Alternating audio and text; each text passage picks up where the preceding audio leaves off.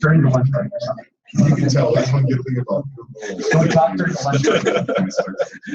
You just pushed 5 things off my plate. That's running over. Passing your notes during class. That's fine.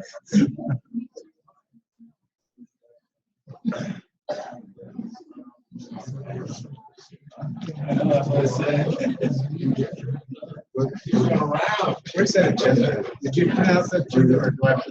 Do you want one?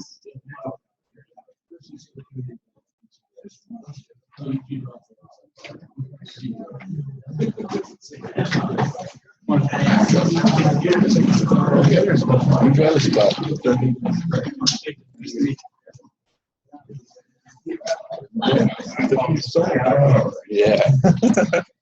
How are you doing? So it looks like we got a full house and then some. Everybody knows me, but I do it anyway. John Packer from UL. Gosh, be quiet. No throwing, unless it's very soft, very overripe vegetables and fruit. Anyway, John Packer, UL, and pleased to be able to provide a facility for us to meet, for SEAC to meet, to discuss major issues of the day that we need to address quickly because of the urgency in those areas, and then the pressures that we're all having. And two is to talk about what with the changes that are happening with Hector, and all with the county, and such that that's where we're going to focus today. And it's not. I want to also make clear is this is not just a. You see, I want to be clear that this is not just a John idea. This is actually several. Well, okay, to stop it. You were that can show. All right, so just for the record.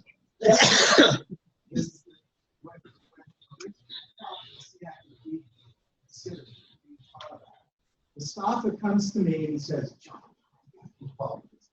you're so involved with other things. You've got to be involved with this. And it's like, oh, I don't know. And he says, come on, John, you've got to be involved. And it's like, okay. So you might regret that you actually convinced or pushed me and thought of me. The best thing is that you don't know what you're getting into.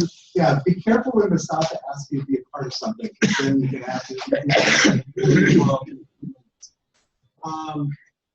But I appreciate that. We're old friends, and I'm just having fun meeting them. Anyway, there was a couple others that really had a couple of us came together and said from different stakeholders, and we said we got to do something about this to make sure that the great work that was started with Mustafa and with Hector to how we make sure that we continue to take advantage. So that's kind of going to be the underlying tone that I think today. Just real quick, not that I have been quick yet. Thank you for putting up with how our security. We went through this in March. We thought we got all the bugs out of it, and apparently they still are having problems. So be real nice to Manuel Alexander, the poor guy who's running all over the place. This is not his.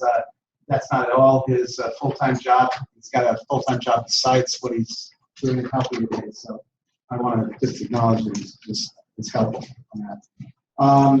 There's restrooms are out that door, and they're going to be on to your right. So just keep on looking to your right. This is a working lab, a working facility. So I would greatly appreciate your respect of not wandering down any of the ways there. There's certainly a lot of different people's different manufacturers stuff they're working on, and just be respectful of that, be respectful and professional about that, please. I would greatly appreciate that. If you're at all going far back, if you well, you won't be able to unless you have one of the special badges like Tony or myself have. You won't be able to get into the lab, but again, your respect, totally appreciate it. So I think that what we got to do is, let's see if I prepared that. You saw where you came in. There's so you can exit both that way to get out to Hill Highway. There's also, if you go past the restrooms, there's doors that go out to the side of the building. So in case of emergency, that way or that way. You can also break out through that door, and there's an area outside in between the buildings. Please silence your cell phone or turn it off for that matter. I don't play your boss, and you won't be narked on, at least by me. Let's go on to introductions. Starting, well, I just did it, Duncan, and we'll go around the table, and then we'll go around the back. Go ahead, Duncan. Duncan Clemenshaw, Director of Product Compliance for Solar City. Paula Mellon, you all know me. Mike Kaisman, Varango. Mark Rodriguez, TV Design Manager, SoCal Region. Just Picom PD and representing LCS. Frank Carney, Darnley. Jane Dam, City, California Edison, representing Gilbert and Pettis. Jones, Assistant Building Official, City of Oceanside. Joel McClure, Southwest Sun Solar, CIO. Mark Baldessari, and Phase Energy. Tony Doran, Business Development Manager, UL. Howard Choi, Los Angeles County Office of Sustainability. Norman Graham, Great Authors, Construction. Mike Douglas, Solar City. Brian Montgomery, Kevin Ashshore, Innovative Solar Rapid Shutdown. Steve Canada, Business Development, Laboratory. The agency San Diego. Chris Fox, Quality, Residential SunPower. Mustafa Cache County, LA. Kip Bagnell, County of LA, Building Safety.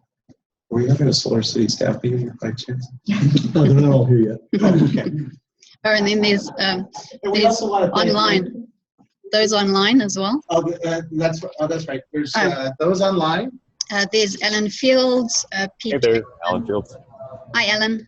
And then there's Alan Lang, Don Hughes, Evelyn Butlin, Joe Kane, Kyla Bolger, Kyle Brunin, Larry Sherwood, Marcus Gilmore, Michael Gum, Mo Zarabi, Nicholas Carter, Pam Cole, Reeve Pretoria, Todd Fries. Wow. Okay. Right. Awesome. Yeah. So I don't know if I know most of them, so I know what their affiliations are. So it might have, is that what you're going to ask, Jeff? Well, no, I'm sure this is. Yes. Yes. Yeah, I think she's got it up there. It says, please be advised this meeting is being recorded. Also, not the meeting. I'm talking more the names of the meetings being recorded. Yes.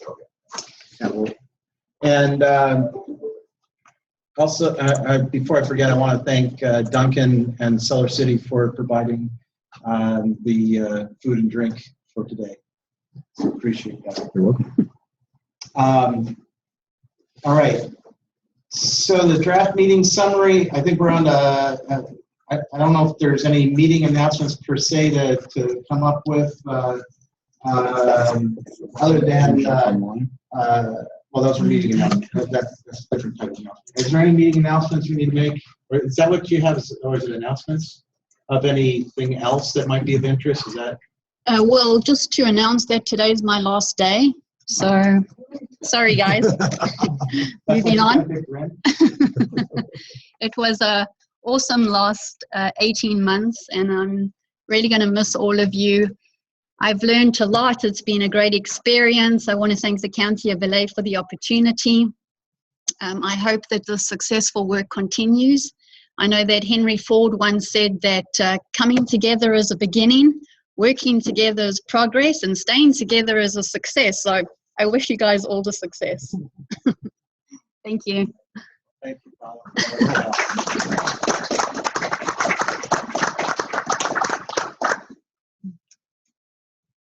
All right, item number 3, draft meetings summary.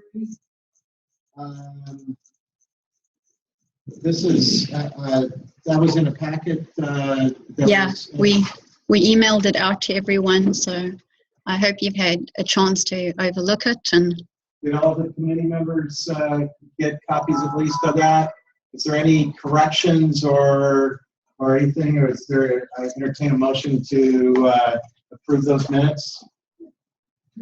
So motion from Craig to approve the minutes, second.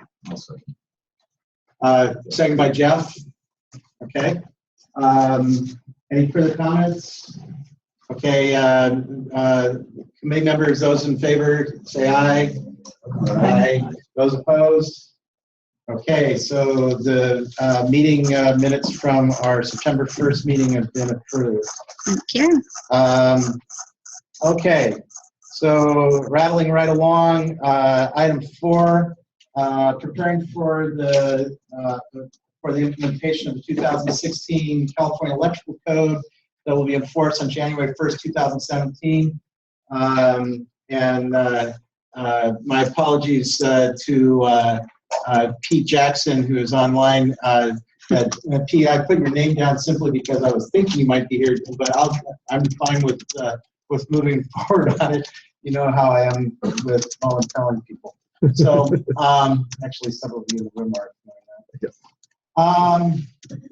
So, a couple things I wanted to bring up on this. One is, I assume that everybody knows that the 2016 California Electrical Code, which is the 2015 with various amendments, will be enforced as of January 1st of next year, 2017. Good with that. Okay. Second is that as far as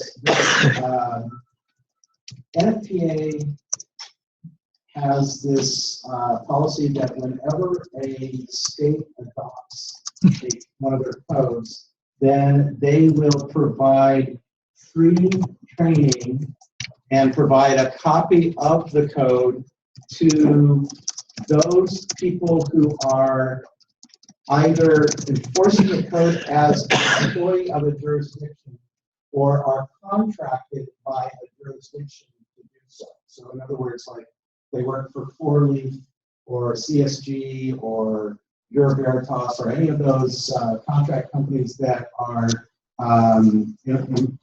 they're contracted by the city or county to do work for them in helping them enforce the code, then they will provide free training. There is, so the 2 weeks following Thanksgiving, there's a full week after Thanksgiving that's down here in the southern part of the state, and then the following week is all in the northern part of the state. Right now, AHJs are signing up, and if any authorities having jurisdiction hasn't signed up, then they need to do so quickly because there's only so much space. I know, Mustafa, you've already taken up 100 spots already or something like that for all your staff. You were the first one to sign up for it because you knew it was coming along and bam, grab it. So for Southern California, what's the only one, what's left? In San 99 spot that's all. San Bernardino Riverside. You know what San Bernardino? Right. So we can get to that. And November 28th is down in San Diego. Then it's going to move to Orange County the next day, which is Tuesday. Then it's going to go to San Bernardino Riverside. Then it's going to come to LA County. Then it's going to move up to Rancho. And then in the north, the following week, it's going to be Watsonville, Palo Alto, San Rafael, Manteca, and Rosa. Is the order of that. Anyway, I'm sorry? What's the date of the San Bernardino Riverside training? So if you're a code authority, if you meet the requirements of being that code authority, the person who's enforcing the code for the jurisdiction, go to iaisocal.org for those remaining few spots and sign up. I know that for the signups up north, I'm quite close to maxing out. I think there's still room on each of the 5 days up there. So I wanted to bring that up solely, the main reason I was bringing that up was I wanted to inform the SEAC members that of the effort, of that extensive effort to provide training to the inspectors, the HJs, because part of that training, even though it's the whole code, certainly, you know, there are parts throughout chapters 1 through 4, as well as in Article 690, as well as in Article 705, that are changes that will be of importance. And of course, what part of that training, they will be getting training regarding rapid shutdown.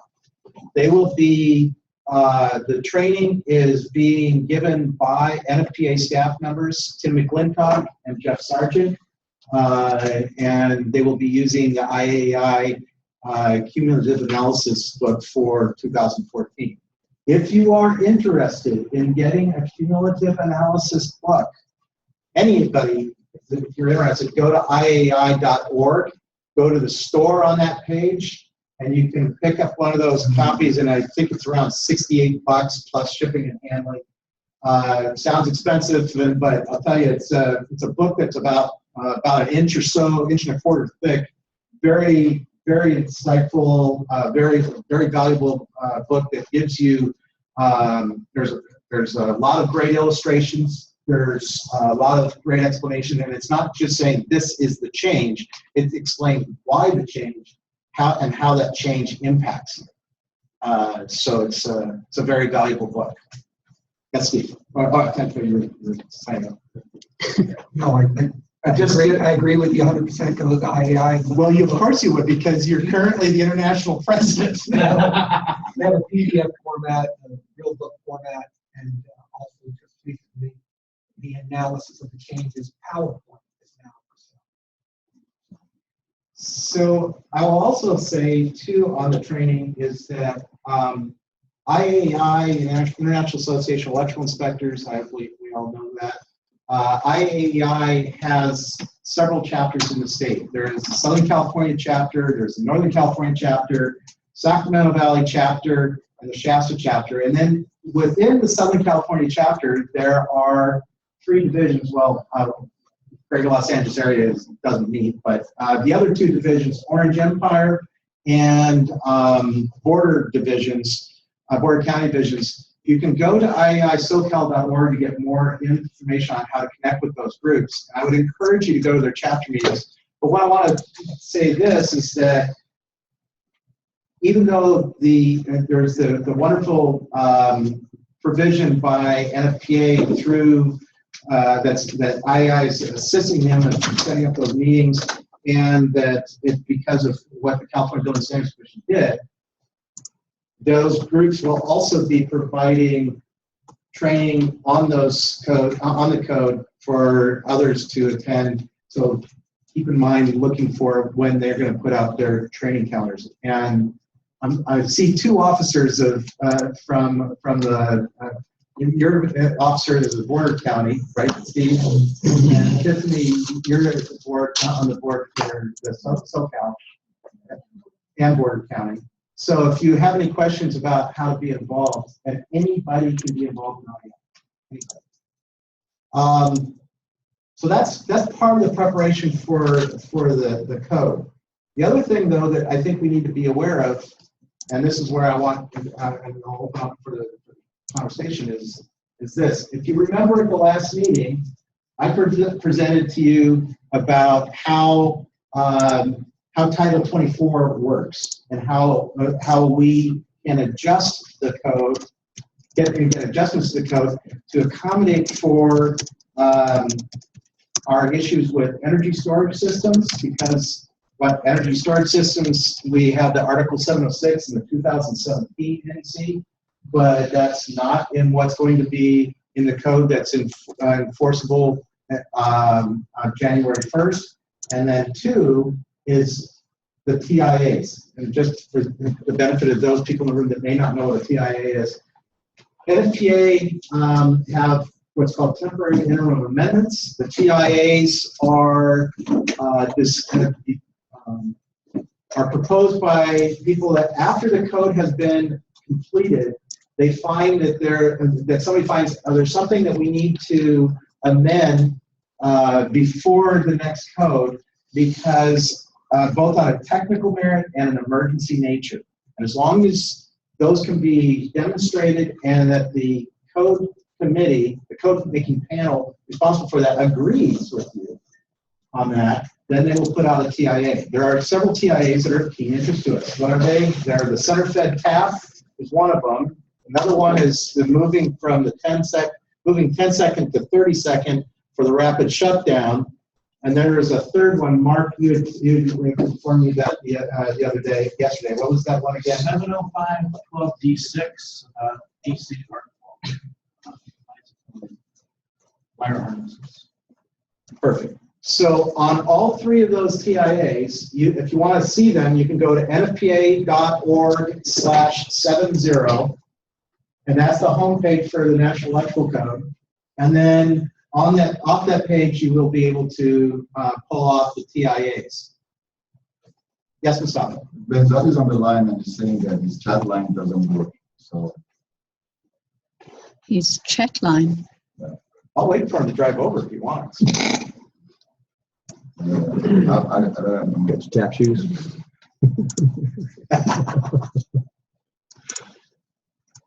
I don't even see him online. You can hear us. He said you can hear us. There's one. Yeah, chat 12. Mm. So the fun thing is we're experiencing, Paula has a brand new webinar set up here, and so kind of learning while doing here is what Sorry. is what we're You experiencing. can hear us. He just said I could hear you guys. All right. Well, then if you're willing to, if you can censor or filter whatever Facade wants to say, that's up to you and Facade. I'm not going to do that. Anyway, so like I said, we have these TIAs and we have Article 706 that I think are of great importance to us. Now, there's going to be some jurisdictions that certainly are going to that may decide that may be able to decide, maybe they make the choice of saying, that's fine, I'm going to go ahead and I'm going to use those. But there are going to be those jurisdictions that are going to struggle with that and not be willing to do that, or will be requesting an alternate material method filing every single time you do an installation. So how do we deal with this? There's two ways. One, and I think we should do it concurrently, and I would look for SEAC to hopefully support, for us to support that we need to do these things. One is the intervening code cycle. That's it's a mid-cycle where the state of California goes through, they've already adopted the code, and now what they have is they have a process where you say, I want to modify or supplement the code. And we need to get those proposals in before the end of this year. And that's to use the 3 TIAs and to use the Article 706. I think that would be of value to us making that proposal. So that's one. And then the other one I want that we talk after that, just to give you the full picture. The other is that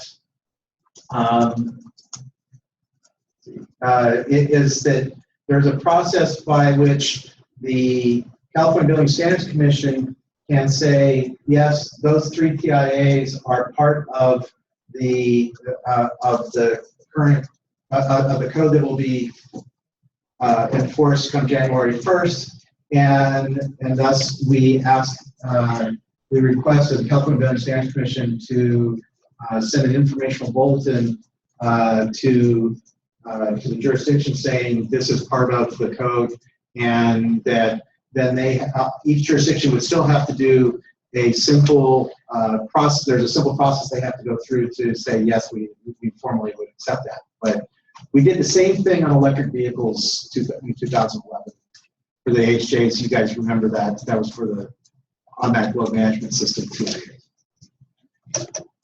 So we go back to the first one. I entertain your guys' input, discussion, suggestions. First of all, in general, Do you agree that we ought to be doing something about this, that as a group, that of SEAC saying, hey, state, this is, these are important things to us, and we would like you to make these changes as quickly as possible so that jurisdictions can utilize these requirements? Entertain conversation. So, yeah. Sorry, I've been talking way too much.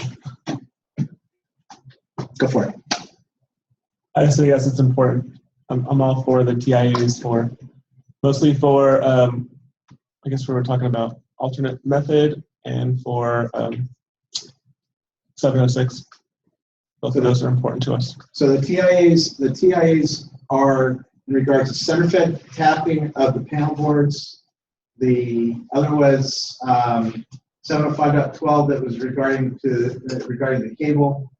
And the third was in regards to bumping 10 seconds up to 30 seconds to allow more time for the rapid shutdown to have to take action. So if we just lump it, I think if we go forward, I think we're all in agreement that all three TIAs are of importance. Yeah. And I take it that we're all in agreement that Article 706 is of importance from the 2017 code, simply because we don't have anything to help on the energy storage systems. Agreed, yeah. Okay. So I'm not hearing any objections. So therefore,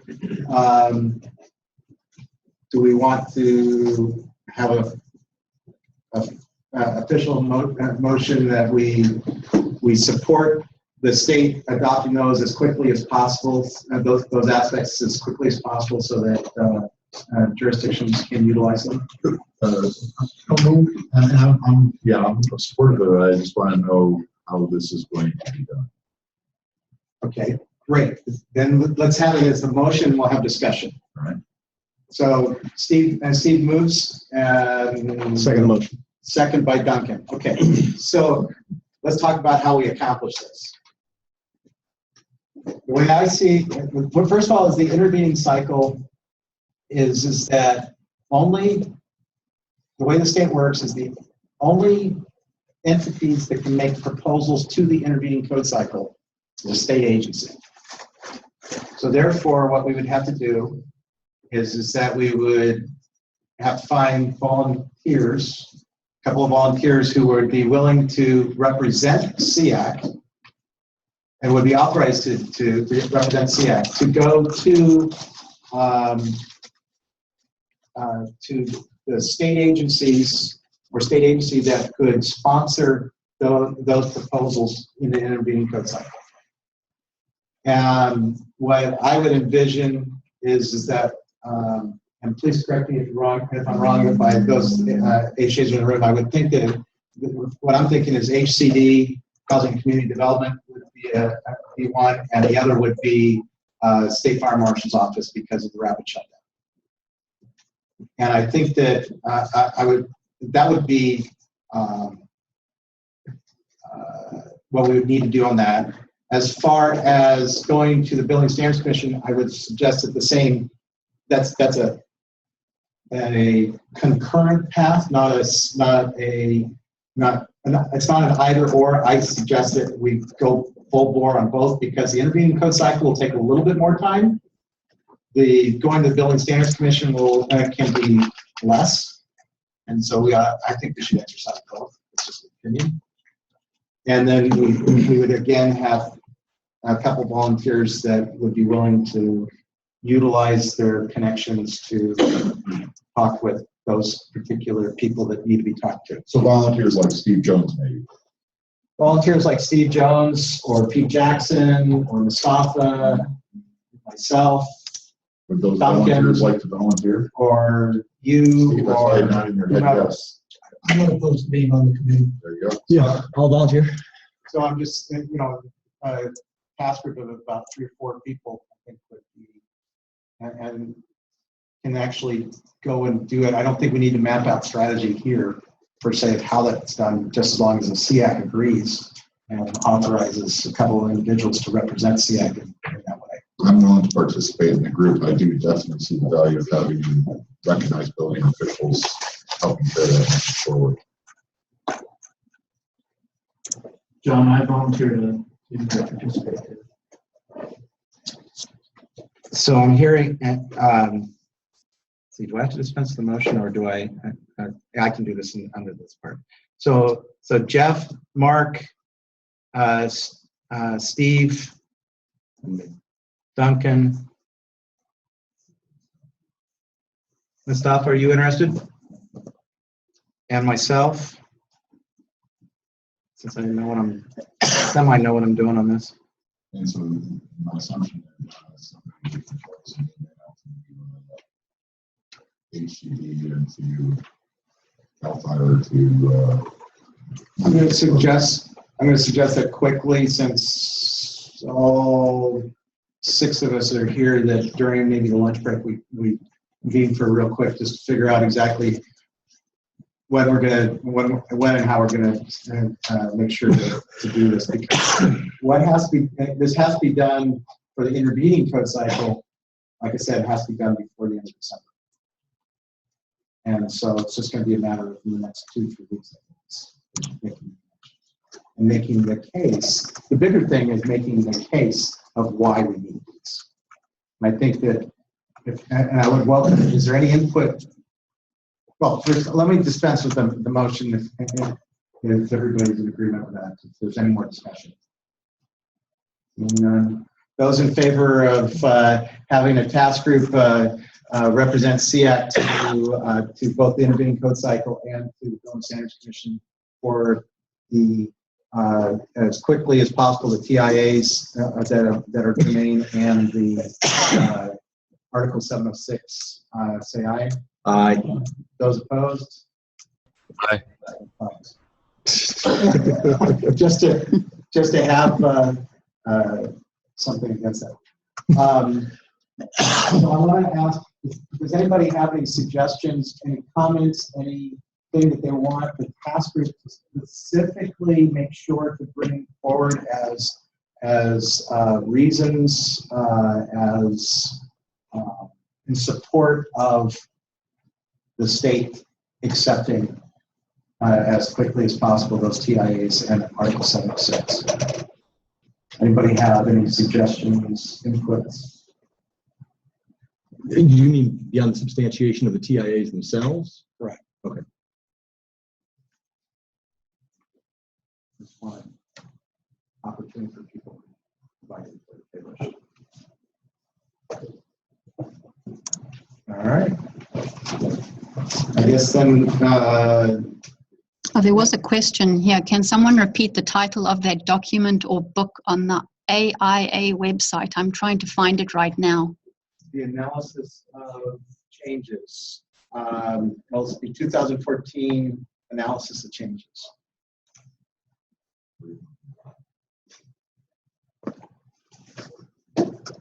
I'm trying to think exactly what the title is. It's had several different titles: cumulative analysis, analysis of changes. Is that what it is? Analysis of changes. There's not going to be too many books in that store, but that's the predominant one. Make sure, and what the person should make sure is that whoever's asking for it is that make sure you're getting the one you're looking at. There's a 2014 one. There's the 2017 is already out as well. So I don't know if you, unless of course you want 2017 as well, I'm sure I would be delighted to provide it to you. All right. Item 5. Do we? There was a suggestion that we also talk about acceptance of the TIA for center tap for panel board specifically. Do we want to discuss that, or is there a need to discuss that, or is it a feeling that we all agree that it should be accepted and just we already dispensed with that on item 4? I don't know. I don't see anybody. There's Speak up on that. there's somebody online, Kyle, who asks regarding the TIA for center-fed panels. Unnecessarily upgrading these panels is a burden and safety risk on utilities employees as well as solar contractors. I feel this is a good reason for the state to take quick action. There's a And comment. I wish I had been writing that down. Kyle, I hope you caught that. If you wouldn't mind zipping me an email with. Oh, I can forward this to you. Oh, perfect. And no worries, Kyle. You already got it typed in. Yeah, and that is. I mean, That's it. That's actually. It sounds like it's substantial. That's a substantiation. I mean, in a nutshell, yeah. Right. For the emergency rulemaking nature of it. Well, and that was the justification bill was used in the proposal to get that. That's what I'm saying, that's the- Go through, so I would hope to use that too. We're going to use everything and anything in our arsenal to I think I would think to make a case. I just want to make sure that make a broad opening if anybody wanted to provide any specific direction or guidance they wish to the task group. That was all. All right. Sailing right along. I think we're up to item 6. So this is, we had started a month ago, 2 months ago. How long ago that we started working on energy storage systems? July, wasn't it, Jim? Is that it? Anyway, Sorry. there were 3, because of the concerns on energy storage systems, there were 3 task groups that were set up. 6. And we had meetings up until about mid-September, and then there was the task group work was put on hold temporarily, and I think first of all, I think there's a great interest of everybody I've talked with that are really wanting those task groups to continue work. Am I correct? Yep. Yeah, and there's been Nobody's saying, gee, stop what you're doing, stop that. Except maybe the fact of having 3 conference calls in the same day on the same subject. We talked back to that. So I'm going to ask one by one if the task group chairs might speak up on what's going on in where they had gotten to. Maybe give maybe a little bit about what their task group. Well, first of all, let me do it this way. I would like each task group chair to think about this, Jim. You can think about this for governance office. Is what is the scope of your task group? What have you accomplished so far, and where are you heading with what you're doing? And then at the end, we'll talk about how we find the time for it, and also how others that are not on the task group can view what's going on and participate. You're first. So we'll start with plan check. I'm the chair of the plan checklist task group. We started, we had 3 or 4 meetings. We did a great job putting a nice bulletin together as far as what should you look for when it comes to plan check. As far as getting it finalized, I had to go on a vacation, so and John and Berzard and Alan and who else is on the task group? Right? John, you, me, Berzard, I think Craig Carney was on. Was he on general? So the guys were supposed to come up with detail of each bulletin. By the time I get back, that's what that decision was. Either hold on until I come back, or the decision was, no, we're going to go ahead and come up with continue to have our meetings and then get things ready until I get back. So that's what. Well, there was a confusion while you were enjoying. I assume you were in London. While you were enjoying a well-deserved vacation, there was a hold placed upon all task groups, and all the task group meetings were. How do I put that? Canceled, postponed, until figuring out where SEAC was going, which is going to be our next item. But we'll deal with that later. But as far as your task group had got, was primarily dealing with the electrical. With initially was primarily the electrical plan check, and you have quite a bit of material, and thanks to Alan Fields for being the scribe. I think you volunteered him on that. Right. And he needs to be recognized. Alan has been great. He's and every avenue, every task, every mission we have given him, he has come through and he has done an awesome job. And so, are those? Has your task group posted that yet on the Google Docs, or is that? Yeah, it's on the screen right now. So it is posted on Google Docs. And it's been shared with everyone that has been asked to join it.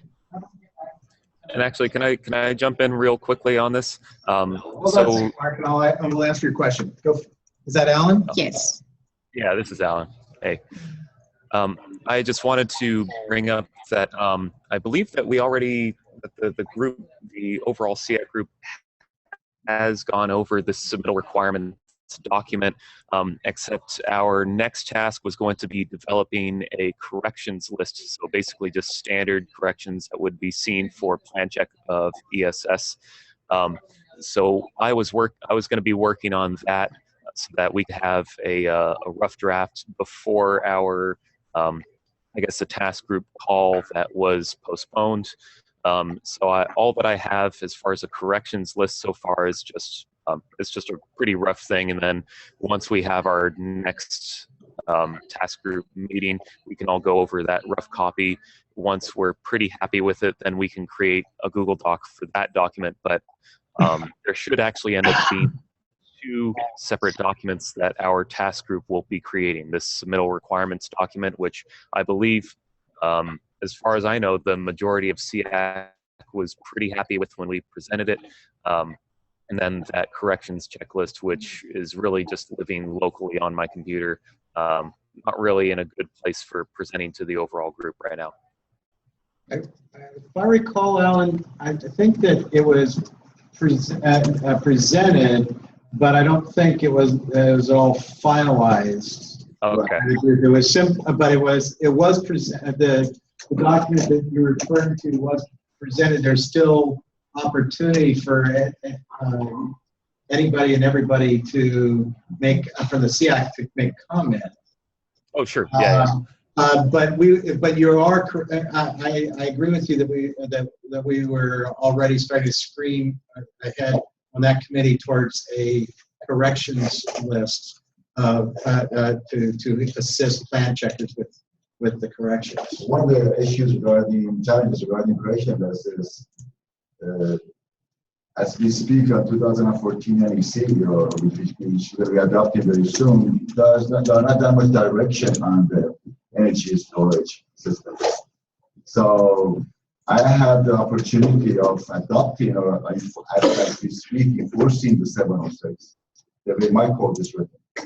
So some of the inputs that I put in, as I'm sure for the past members saw, I put a lot of 706 items on my correction list. So let's hope that the TIA will be able to go through, and so that will help all of us. I think there's an important point that we ought to capture in what Mustafa is saying there, is that his county council agreed with Mustafa that since 706 was an entirely new subject and was not in the state code to begin with, that it was decided, and then there was a decision, and I'm hoping I'm saying this right, that there was a decision that the county could, that Mustafa could do what he did of adopting 706 right now to be able to be used. Or, well, not be, but he can utilize that right now without any further action. This is the better way to say it. And just be aware, and that's great that for Mustafa on that, but that may not be the case with other jurisdictions. And so each jurisdiction will have, you know, just like there's different people, there's going to be different opinions and there's going to be different approaches. Of course, that's why we're still doing the task group so it would then be across the board without any question. But I don't want anybody to think that, well, Mustafa was able to do it, that means every other jurisdiction can do it. And each jurisdiction has to decide on their own as how they can proceed forward. Is that a fair statement? Okay. Just wanted that clarity. The other, so we'll talk after we finish with the task group chair's comments as to how we proceed forward, restart, start up those task groups so that they can get their jobs done, because I think that we all agree that they're value of what they're doing. And I know that there's one person on the line, online, Alan Lang, who's listening in because Alan is the co-chair for the ICC Tri-Chapter Uniform Code Committee up in the Bay Area, East Bay, Monterey Bay, and Peninsula, and they're right now looking at putting together guidelines on the same subject. And so I had suggested to Alan, hey, Alan, why don't you see what work we've done, and then be able to, you know, what is it? Plagiarization is the best. Plagiarization can be the best form of flattery. So, I mean, I have one just quick question, just because I'm sitting here with concern. So I understand we're trying to pull section 706 from the 2017 NEC, Article 706, closer to current year. Is the industry ready to support that 706? Like, I don't want to get stuck behind something where, like, just like rapid shutdown, where the manufacturing industry isn't ready to support that code. And not being so familiar with the new 706, I don't know if the industry is ready. I've got my comments, but does anybody else want to jump in first on it? Maybe Solar City, I think you guys have had a chance to digest that fairly extensively. The challenge is the absence of guidance in earlier versions of code.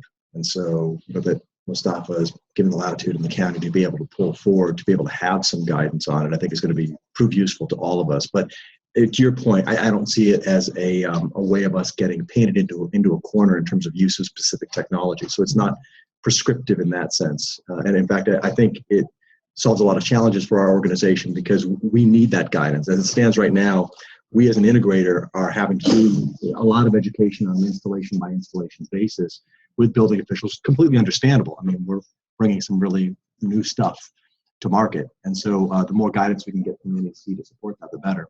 I'd say the industry is more hobbled by not having it. And two, as I would say, is that I have not heard of anybody, I have not heard of anyone who had objections regarding Article 706 and its development. In fact, that was probably one of the least controversial proposals in the 2017 electrical code. And it's fairly basic material. It's nothing that's terribly detailed at this stage right now. It is a great framework of a starting point, but is a necessary framework for those people, especially those who may not be as familiar with the technology. And it's not. I would say that nothing in Article 706 is restrictive for technology. In fact, it provides a great framework to start. Again, I haven't heard of anyone objecting to it, and I'm aware of other jurisdictions in other parts of the country that have already adopted it, and they're not having a problem. There are plenty, Andrew, there's plenty of listings of, and Jose's plenty of listings of the smart systems. Shouldn't be an issue. All right, so Mustafa, a question for you on your plan check is that the main focus has been on the electrical requirements and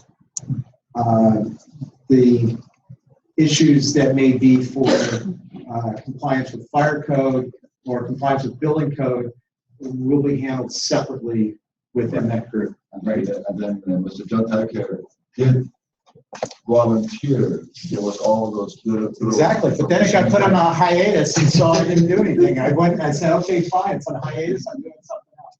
Absolutely. So we are. But I will come back to that. Yes. But I just wanted. Yes, we are actually working on electrical. Okay. So now that you've had plenty of time to think about it, Jim, you want to talk on these things? Sure. We had support from Charles Picard, who basically drafted the inspection checklist, and then we had some comments. Charles is Solar City. Yeah, he's Solar City, and we basically had our subgroup meetings, got to a point where we were happy with the list. We had some comments from some clarifications from you and Bazad that basically said, hey, let's make sure that it's really being used to help the installer prepare for inspection, and also secondarily to have the inspector, you know, look at the key areas he needs to look at for battery installation. And Don went further to suggest that.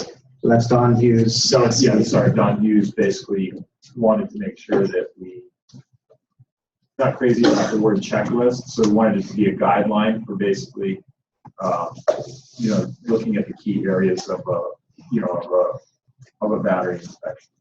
So we're at a point. I don't think, Paula, that Charles ever got the document into Google Docs. Yeah, no, not yet. We have the document, and okay. We can get it to you however you want it. All right. It's fairly short, but it basically addresses the key areas, and it references the code sections that are applicable to those areas. So I kind of like the way he did it. It's just really a question and then a yes or a no as a guideline or a checklist for the inspector. It's pretty simple. And so is this an energy storage system? Yes, no. Yeah. Well, it's like, does it have the nameplate? You know, does it have the proper nameplate? Does it have the proper, you know, signage?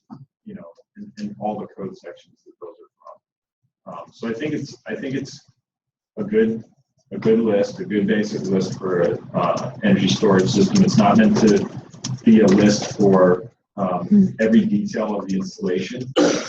We know the inspector knows to look for those things. This is just a cheat sheet for them to look at while they're looking at the battery storage system. So it's a tool to help them make sure that they at least hit the highlights of what's necessary before they leave the job. Right, exactly. As well as to communicate to you as the installer and to have an idea of what they're looking for. Yeah, the hope would be that the jurisdiction just says, okay, we're using the SEAC checklist as part of our inspection, and you guys should take a look at that if you haven't, you know, and make sure that the installer goes through that before the inspector comes out. That would be the hope. Actually be prepared for the inspector. Yeah. So, what a wonderful thing. I think it's in pretty good shape. The one thing I would like to do is just kind of compare it to what Mustafa put together for the permitting checklist, make sure that we haven't missed anything. You know, and like you said, John, we sort of stopped work on it somewhere around the 12th of September was the last kind of experience we had on it. So we haven't had meetings since then. And so we'll need to talk on the resumption after we do all after the three are done. Do you have a Google Doc up or two or not? No, not yet. Okay. No, we have, it's in an Excel spreadsheet right now. And Jim, you did get my email from the last meeting where I provided you all. Okay, Yeah. Awesome.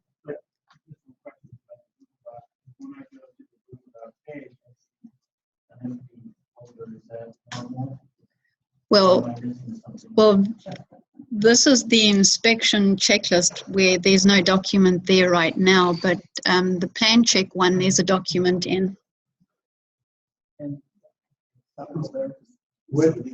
Yeah. Yeah, you've sent me so I'll share it with you. Would it be, Oh. would it help if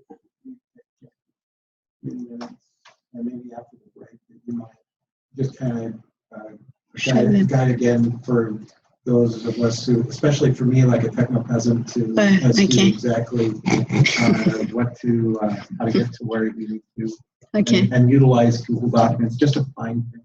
All right. So what I've been doing is that everybody who's asked to have access to the document, I go into Google Drive and I share it with your Gmail address, or whether you have your business email address that's linked to Gmail, and then you would get a notification in your Gmail account to access.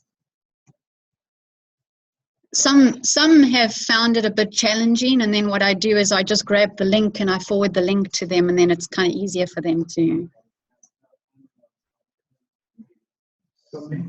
Maybe what All of them. So I remember when Kit's when gonna we have started to. this crazy idea of actually having the ability to share and to all be able to make insert comments and at real time and such for everyone to see. This crazy idea that when Paula brought it up initially, I remember that a lot of us were struggling with that, and Paula put together something then, I remember, that kind of explained very, here's what you go, do this, do that, and this will accomplish it. So I think that maybe forward that out again. Action items might be, if I might ask Duncan and Paula to caption this, is that simply to resend that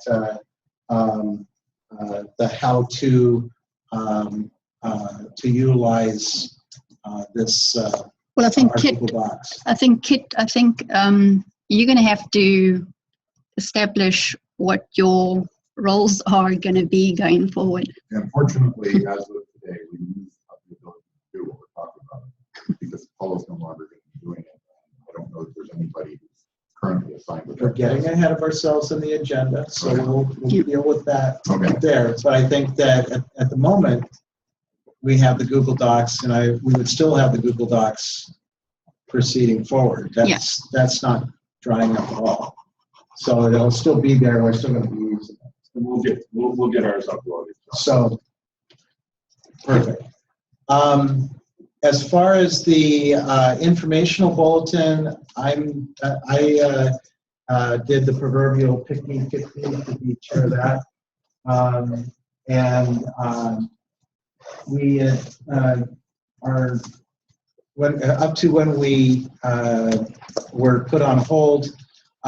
We had put together, my task group put together a list of the questions to make sure we, first of all, had the right framework of the questions that we were wanting to answer that we felt were the frequently asked questions. Similar to what we did with how we did the UL 2703 informational bulletin, is make sure you know what question you're wanting to ask, and then work on the answer rather than come up with an answer and then figure out a question for it. So that's already up on Google Docs, and we were starting to work on crafting some of the answers or explain what we're trying to address in there, and that's what's up there.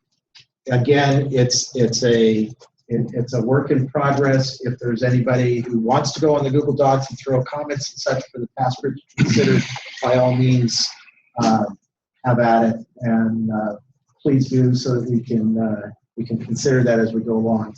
Again, realizing that on all three of these documents, none of these three task groups, none of the documents are finalized. They're all work in progress, and still the SEAC committee members will still have to, at the end of the day, at the end of the time, will need to say yes, they agree with them, or no, they don't, or want to do further wordsmithing. But hopefully the task groups will have done work well enough that we will have minimal wordsmithing at this level. So if you have any desire, if you're a wordsmither like me, this is where you want to go and look in those cool Google Docs to make those comments. Yeah, so John, just to mention, when we started this group work, we agreed that the task group assigned to these groups to do all this work would get to a point of 85%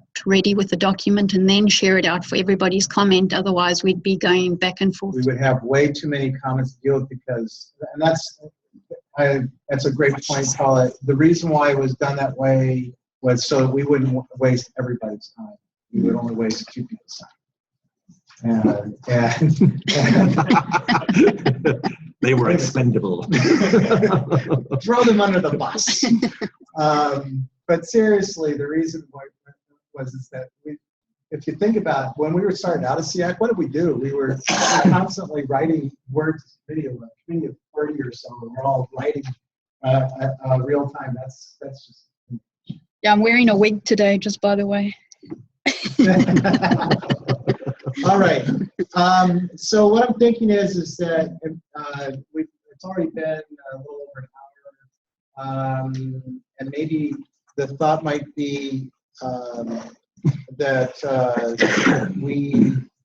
how about we take about a 10-minute break.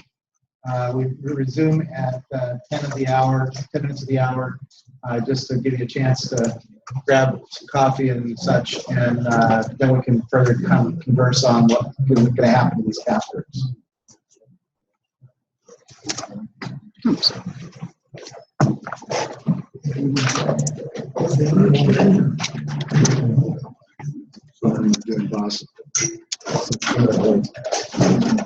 Kept throwing a couple of the standards in there.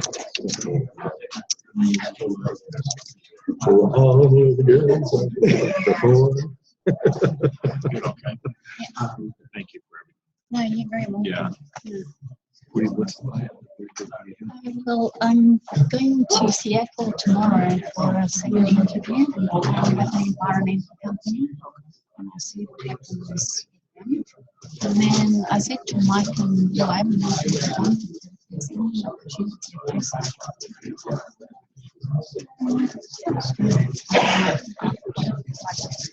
Manufacturing experience of like Yeah, that's awesome. Okay, that's awesome. Yeah, I mean, I don't mind getting your information up to. No, he's okay. There's other pieces just long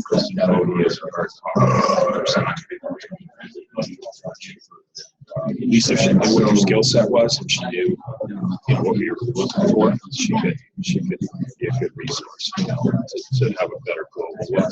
We don't really have a lot of meetings with this thing. So we don't really know. So maybe my guess is there's some kind of yeah, I think so. Right. So I think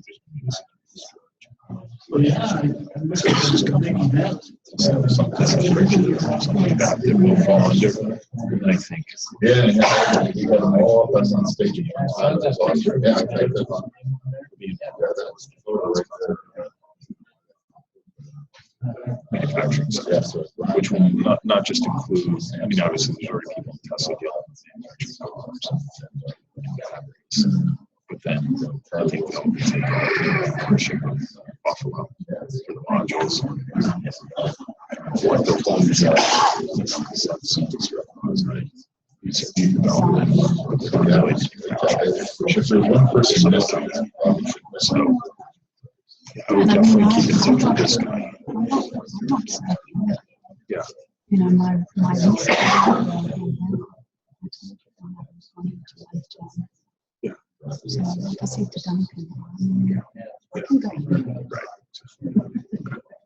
just me, unless you can. Yeah, that makes it easier. It does make it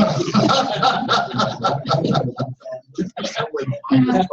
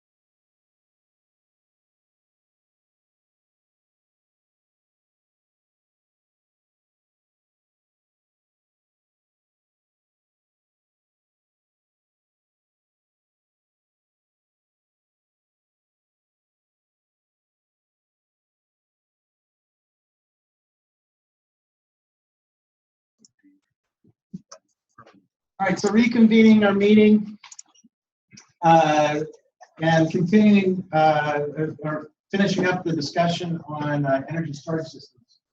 So there's been three task group reports, and I think that the only thing we need to discuss then is I'm presuming that regardless of whatever happens, that it looks like we're all in agreement that, well, I'll put this. Is there anybody who doesn't think that we should proceed forward, or is everybody in agreement that this is a really good, necessary, valuable effort to put together these three sets of guidance, if you will, that will help everyone in the industry to deal with energy storage systems?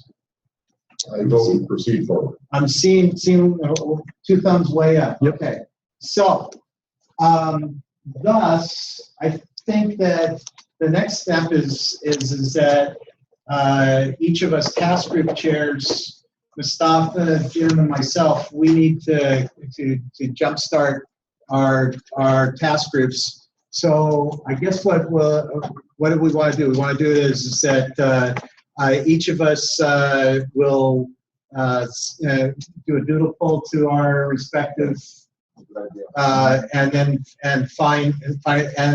so our goal would be that we would have a lot more done in time for our next SEAC meeting, which we'll discuss after we get through one more agenda item. So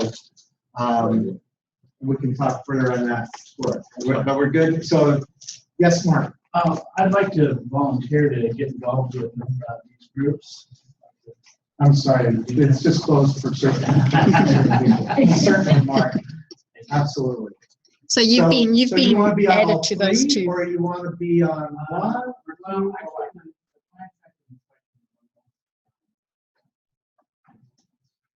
Thanks a lot. Yes, because I insulted you and insulted me on mine. Oh, I got it, Mark. That's fine. Yeah, so I made the wise choice. Dodge the bullet, Mark. You put him up to that, didn't you, Mustafa? You're welcome on mine as well.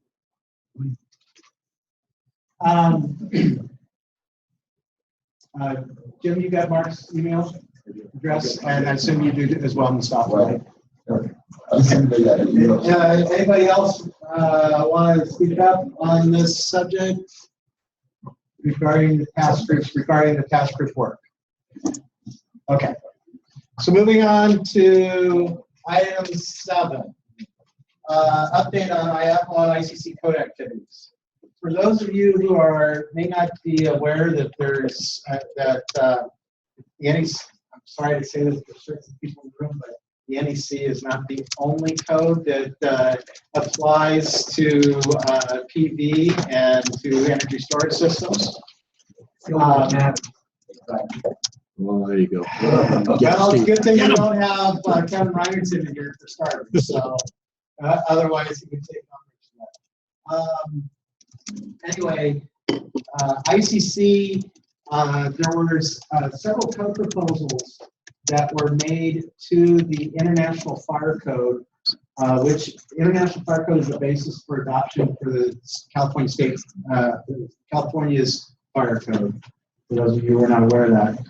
And there were several proposals that were made for the 2021. Good Lord. Is that right? No, for the 2018. Got a hell of ahead of myself there. The proposals for the 2018 code, which will become the 2019 with amendments by the state for the California State Fire Code. Those hearings concluded this last weekend, and there was additional amendments made to the proposals, and they were accepted to further modify the requirements in Section 608 of the Fire Code regarding energy storage systems. And there was also a proposal that was accepted as well regarding rapid shutdown for markings, also in Chapter 6 of the Fire Code.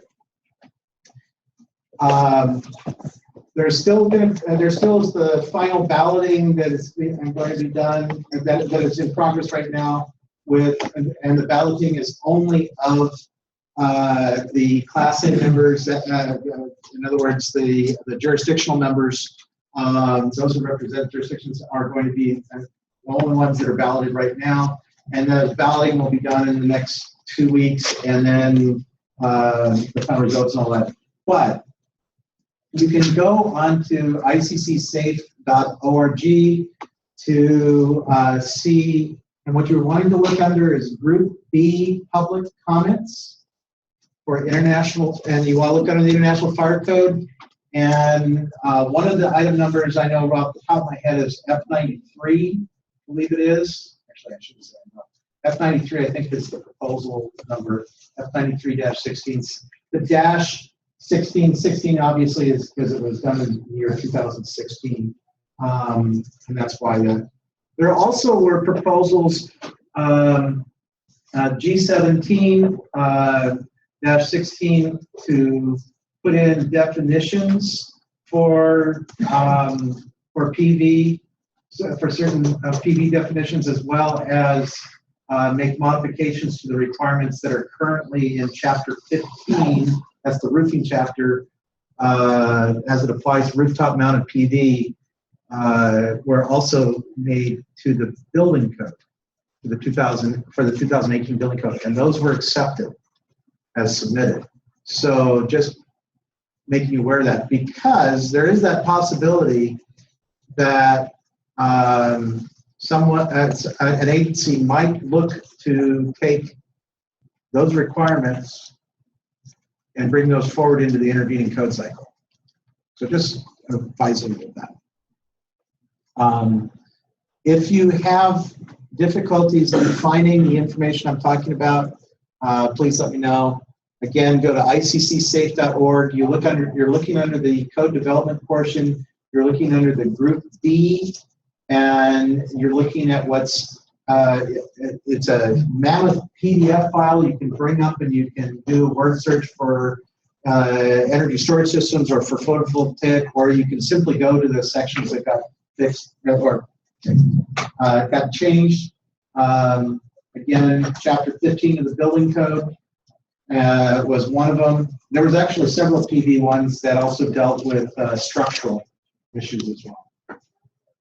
So, and then the fire code is going to be section 608.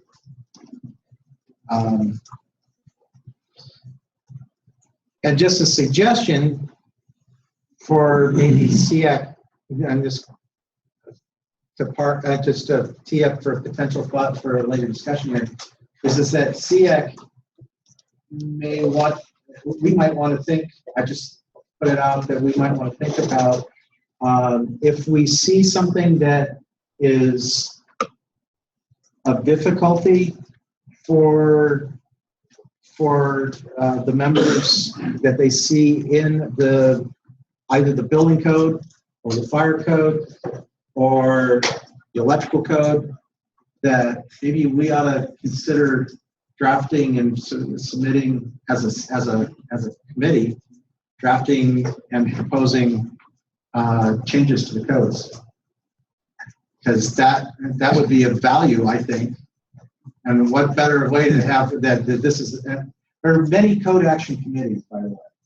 Even ICC has their own code action committees, like the Building Code Action Committee or the Fire Code Action Committee. I serve on the Building Code Action Committee, and actually the Building Code Action Committee put in proposals authored by somebody I know to provide clarity on the solar. The Fire Code Action Committee put in proposals, was one who put in proposals for energy storage systems. So. You were saying F93, John. I think it's F95 through F97 are all pertaining to energy storage systems. Thank you. I gave them you. I then gave you the ones for flammable refrigerants. Refrigerants. Yeah. I was like, It's either 93 or 95, I'm not sure. What was the number? F95 to F97 are all energy storage related.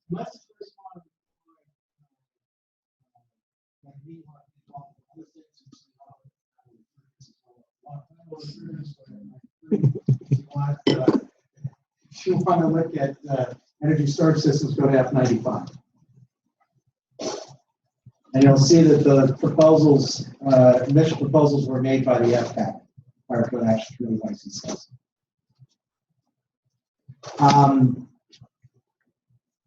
For our next committee meeting, I'm more than happy to, because of having been involved with the code development of those proposals, as well as outlining exactly how this group, what deadlines we have and how we could make proposals as a group to ICC. I'd be more than happy to, if you guys are interested, I would be more than happy to put together an analysis of what code changes happened.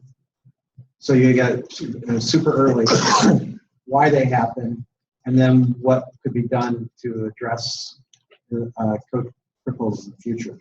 Is there any interest of that? Yes, absolutely. Yeah. If you're game for that, that would be very helpful. I'm totally game with that. So that I also had IAPMO on there. IAPMO has a code, a solar energy code as well, and they're in the midst of making modifications. But the thing is that I'll just say is that to my knowledge, no jurisdiction is adopted or is in use of that code. But I think that my suggestion, primary focus, if I were voting, I would vote for make sure the ICC, particularly the building code and the fire code, are going to address to be sufficient, not to be overly restrictive. I think that's what everybody's told would be, right? Yeah. Okay. Sorry, John. Milton has a question here. I'm trying to find the modifications on Chapter 15 of the ICC on the iccsafe.org. Any more detailed info on how Yes. to? So go to the Group B public comments, and there's a link. There should be a link either on the main page or when you're across the banners. There's it says code development or code activities, and then the drop down you're going to go off to the left, and it's going to say something of Group B public comments. When you open that up, what you do is for the changes that were made to Chapter 15 is proposal G17-16. And by the way, that G17-16 was I was a co-proponent with Joe Kane from SEA on that. So it was both SEA and the Building Code Action Committee that submitted that.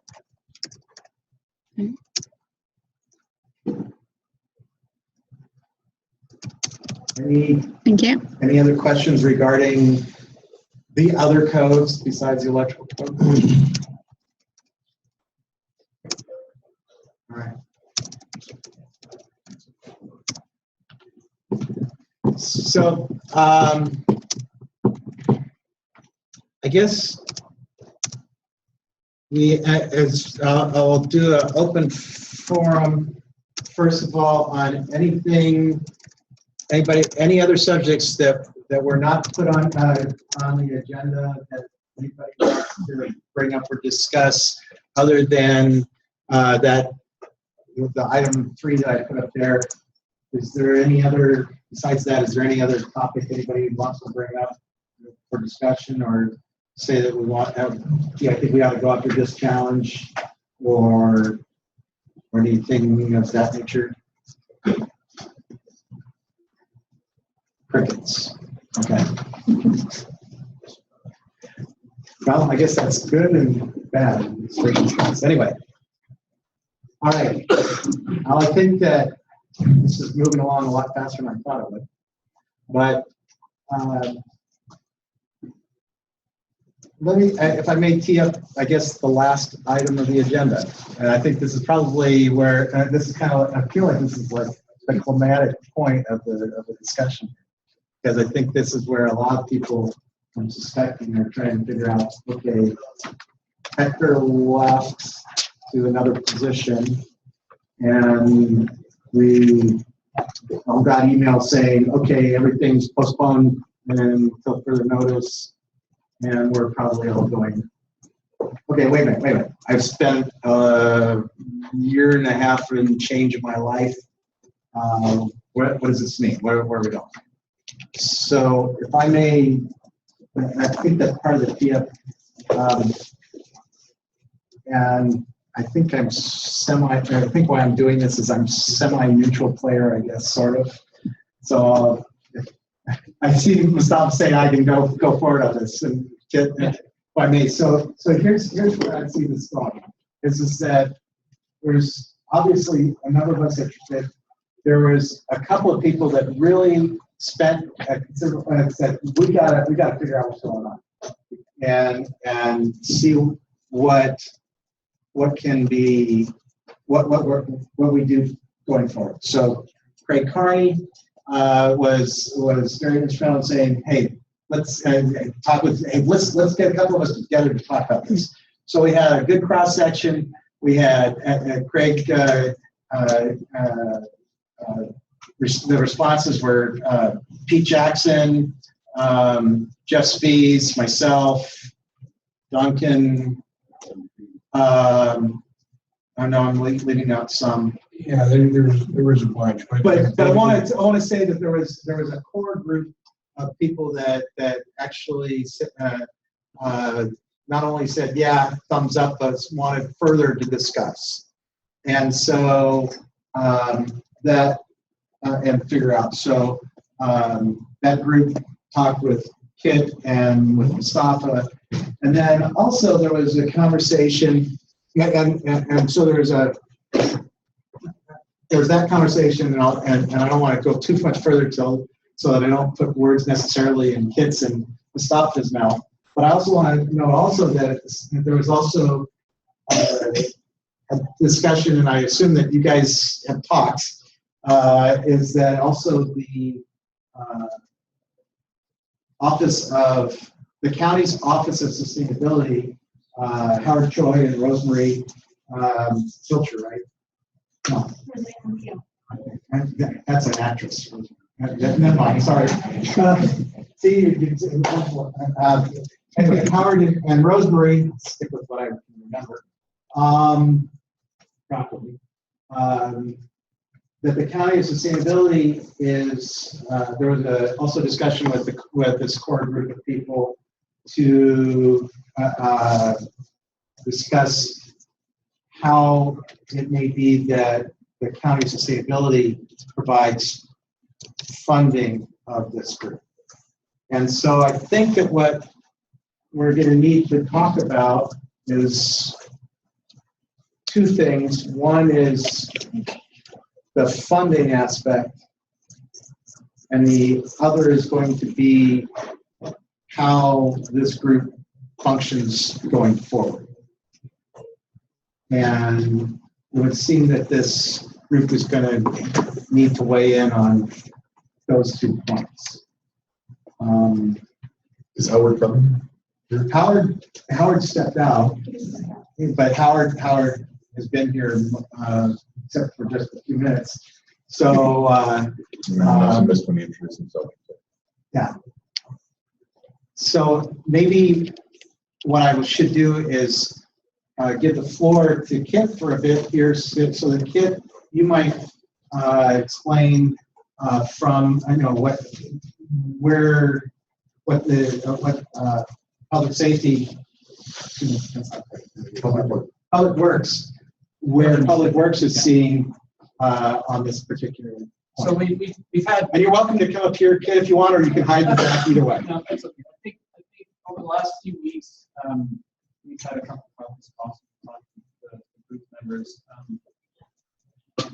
The LA County Building and Safety is a division of the LA County Public Works Department. The Public Works Department has made the decision that after 18 months, a year, 18 months or so, having initiated the creation of the committee, facilitated the progress of the committee, now that we've gotten to this point, the department's made the decision that to change its role from facilitator, which includes funding, and also to go and become a committee member. So I think it's important to quickly interject there that we hope to be a big part of the committee. We're fully supportive of the committee. Strictly right now, the department's made an administrative decision to not be the chair, de facto chair, so to speak, or facilitator, and become a committee member. So I guess the point of discussion is to keep the committee going. How does that happen? And we'll certainly be part of it. So may I ask one question out of all that you said there? Is you said hope to be. Can I presume that you meant that you plan to be part of? Plan to continue to be an active participant. No, if I said hope to be, that's a mistake. No, I understand when you're in context, but I want to make clear that for everyone that you guys are not going, oh, I started it, I'm running away. It's far more of it. SEAC has become bigger. Right.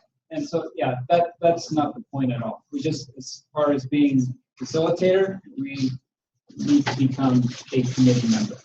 We still have resources to contribute. We still want to be a big part of the committee, just not to be the lead from here. So that's where we're at. So I think that's the point of discussion. How do we keep the committee together? How do we lead it, etc. And how do we do it? So maybe the first question to those who for SEAC members is that, and seeing you all here, I'm going to presume, well, I don't want to presume, I keep on saying that. So do people see a value to SEAC going forward? Yes. To continue? Yes, absolutely. Yeah. Yes. Good. So I mean, so it's good to make sure we have a commitment that I think that we've all seen as we've evolved as a group, and thank you so much to LA County for the idea, the setting up of the idea, the seeing it through for 18 months. It was a great investment, a terrific investment. I think that should definitely be acknowledged. And I think actually it's that man's brainchild that started this whole thing. Yeah, you're going to be demure and humble about that, I know, but still, you were the one who thought, hey, why don't we get everybody together to talk? So that was a great idea. And I think that this is certainly true of that. And greatly appreciate all of that LA County has done and is planning to do and will be doing in the future. So I think that to carry that continued forward, I'm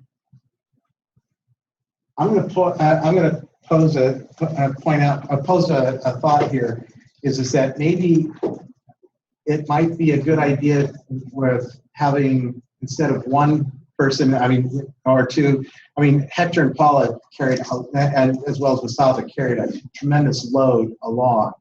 Maybe to spread a little bit of wealth, if you will, many hands make light work concept, and maybe having, I think that we've kind of evolved into sort of already a core group of people that have spent a considerable extra amount of time, and maybe start off with having that core group from a leadership point of view, so we don't have a leadership vacuum. And then as far as the funding, and administrative assistance is, and I'm sorry that Howard is not in the room yet. And maybe Rosemary might be able to speak a little bit on behalf of Howard on this. But that the county of sustainability, county office of sustainability, another part of the overall LA County Public Works Department. You guys are part. No, you're separate. So separate department. Which makes sense that they're interested. Their key focus is on sustainability, which is it does include solar. So therefore, they're looking at how they actually fund. Broadly speaking, without who was prepared to speak at this moment, but what Steve's going to be discussing perhaps at the post meeting was he has a pot of money coming from the PUC that perhaps SEAC was interested in expanding its current purpose, broadening the scope, and which will be discussed a bit more in detail. That funding resource would help facilitate and allow for SEAC to move forward, because we need at least one FTE, for helping manage that. We are some larger organization, and SEAC is becoming more and more popular, especially with state level. I've heard through the grapevine, even at Sacramento, San Francisco, they recognize SEAC. So it would be a great opportunity to look at that alternative resource. But obviously, there's criteria. What the outcome of that.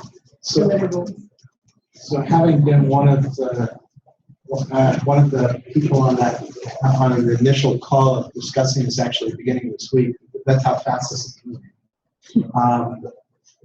That broadening of scope is looking at the fact that this group we have been focused on solar energy, but actually, what are we doing? We've already expanded to include energy storage systems. So what the Office of Sustainability is asking on the broadening of scope is to actually look a little bit more and look at that it's not just the energy production. Sorry, the people online have asked if we could talk up. Sorry. Okay. Sorry. That's fine. That it's not just about the energy production part, but also about reduction of demand or energy efficiency, and which actually, if you think about, they do coexist with each other. And actually, Jeff, you had indicated, if you might comment on how CalSEA is evolving. Sure. At our recent quarterly board meeting and strategic planning meeting, CalSEA has come to the determination that the only viable path forward for the solar industry is to have at least CalSEA focus on not just solar, which is essentially what we are labeled solar. We are the Solar Energy Industry Association for California, essentially, but to expand that focus to include energy storage and demand management and energy efficiency, because the perception is that net metering 3.0, which likely will start in another less than 3 years, that there's a question mark as to whether you can install solar and even be viable with utility rate structures in 3 years. So as a result, CalSEA recognizes that solar is one component of the future energy services that we have to focus on. We certainly believe it's a significant and important component part, but for better or worse, if you don't have energy storage, if you don't have demand management software, the likelihood that rate structures are going to make sense for the investment in solar is pretty slim. So CalSEA is starting to do it. Obviously, from what I understand in the comments that have already taken place, the Department of Sustainability has the desire to focus on that same group of core elements. And I think all of us in here that are in the solar industry, that is, in essence, the future of our industry, where solar is a component of the full basket of products we have to have our eye on. So CalCia is going down that path, and it sounds like the SEAC will go down the same path, and I see them as very compatible. So one other an additional thought to add on to that, I think, is that I can see some people might be thinking, well, wait a minute, how do we make sure we don't lose sight of the solar part?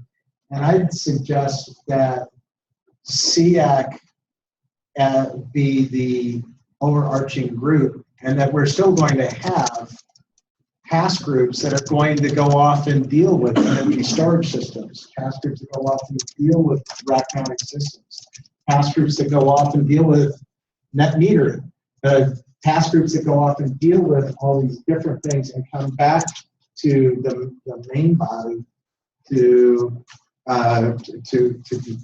work with what those are. And actually, it could be a better thing for us, because then we can see all these different pieces of the puzzle and help those pieces of the puzzle work in harmony with each other and not in conflict. And the one thing I would say that I look at SEAC as being unique and very valuable is it's the only forum that I know that exists that sits the folks that are from the industry side directly face-to-face with the building officials, and we accomplish real things, important things. And I'd like to see that continue. So my hope is that with this broadening of the focus of SEAC, that element doesn't get lost, because there are other organizations out there to promote things like energy efficiency. What we're attempting to do is try to decipher the rules of the game for building departments and the industry, so that we have clearly stated codes and standards and interpretations. That's, in my view, the most significant role that SEAC has played to date. It really is an important function for us to continue focusing on into the future, and it's got the interest of the DOE is aware of what is taking place here, and I've campaigned with them to try to expand this beyond the folks that are here in California, although in fairness, I think that we're the most important folks in the country. I really do, for so many reasons. We have more of it going on. We have a bigger vested interest in some respects. In LA County, I think the reason they have been the focal point of this discussion is because they're the largest county in the U.S. by a factor of 3. The next biggest county has 1/3 the people that LA County has. And since LA County is in such a busy solar area, these are questions they're getting bombarded with day in, day out from within the department and from the industry. So I really do appreciate LA County starting this. It would have been nice to have a little bit more advance notice of the transition that's taking place, but we'll manage through that, and I hope that sustainability can pick up the ball and run as quickly as possible, because to allow this initiative to stall is not a good thing for anybody, including LA County. I think that the way that I propose we take care of transitioning, and maybe even in the future, is I think that, again, on my comment earlier of many hands make light work, is maybe, and if everybody is involved on everything, that's not really efficient. But maybe if we have a core, we already seem to have evolved by default because of this period of time. I think we've already evolved into there's a certain core group of people of usual suspects, I guess I should say it that way, that constantly seem to be on every single call and seem to be actively on that. And so I would propose that what we do is have, and not in any order, but if you hear what these people, I think you'll see that what I'm suggesting is people are representing a different perspective in the industry. Craig Carney, Michael Kaiserman, Duncan, myself, Mustafa, Pete Jackson, Jeff Spies, and Tiffany, and Steve Jones. What you get is you get a couple of code officials, you get CalCia in the mix, you get a couple of manufacturers, you get a couple of installers, and you get testing lab certification, and you get utilities. And so just a suggestion, I propose, and just putting out there of maybe having that core group kind of work out how to come up with a draft proposal to the overall SEAC of how exactly that broadening of scope is. One. Two, be the ones that are in negotiation, or I shouldn't say negotiation, that sounds terrible. Ones that are working with Howard and Rosemary on how to actually accomplish the funding, and I think that doing, and then third is how we actually move forward, function as how we set up our governance, if you will, or our how we function. And I'm also going to so that's what I would suggest. Is there anybody that would? Are you guys okay with what I just suggested, or am I going to be shot on sight, or other suggestions? I know that Pete's probably listening and thinking, "Great, John, you volunteered me for something else." And yes, the answer is correct. Those of you who know me well enough know that I'm not bashful about doing that, especially since I talked to Tiffany person. Are you guys okay with that? Are there any comments? Crickets? So to summarize, you're suggesting a group of folks to act as a steering committee for the committee at large and bringing it back, and then collectively, the committee collectively working from that initial set of proposal. Right? I wish I could have been that eloquent. Yes. Seems like it makes sense to me. I mean, from backing up to what you'd said, Paula had actually polled, the committee members, and there's such strong support for what we're doing, and everybody contributes according to the amount of time that they have available, and being able to take some of, have a smaller group actually take the lead in that might be quite helpful for the committee at large. And I also think that amongst those that I said, I think that each of us, like I said, those are the ones that really get on just about every phone call I can think of.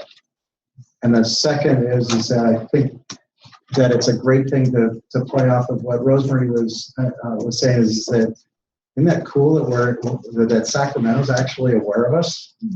That's pretty darn cool. I think we did a good job. California is the ICC tri-chapters are fully aware of us, because I brought up Hector to talk to at our annual meeting up there, and so they're kind of like, wow, you guys exist. Mm-hmm. And so I think that's a cool thing. So Howard, thank you so much. We appreciate it. Whatever it was. So Howard, we're so ahead of the agenda. So we're talking about the future of SEAC, and that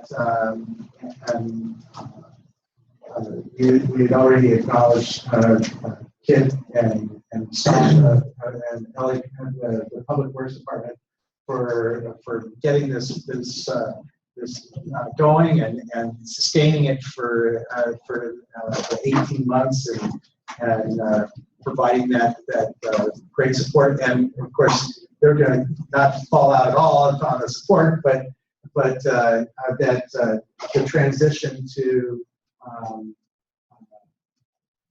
hopefully, thank you for the dollars. I mean, hopefully to funding and work. Having broadening the scope and having the support from the Office of Sustainability. What we were just talking about is having a core group, a steering committee from this group to converse with you and Rosemary to map out how that would work and how to broaden the scope accordingly. And then we, as a steering committee, would come back to the main body and report and say, this is what it is, and what we come up with, is there any suggestions, and then come back to you to finalize. Is how I see this happen. It's the only way I think that could happen in a diverse group like this. If you're feeling time before lunch, I'm happy to add a few more. Absolutely. But I wanted to just give you an idea of where we've already been. Okay. And I would, and maybe if you would be so kind to talk about that part about how the funding is what you were expressing on Monday about the value you had seen and the benefits you see of what SEAC can do, and then also about the broadening of scope. Sure. So if you want to come up here, that'd be great.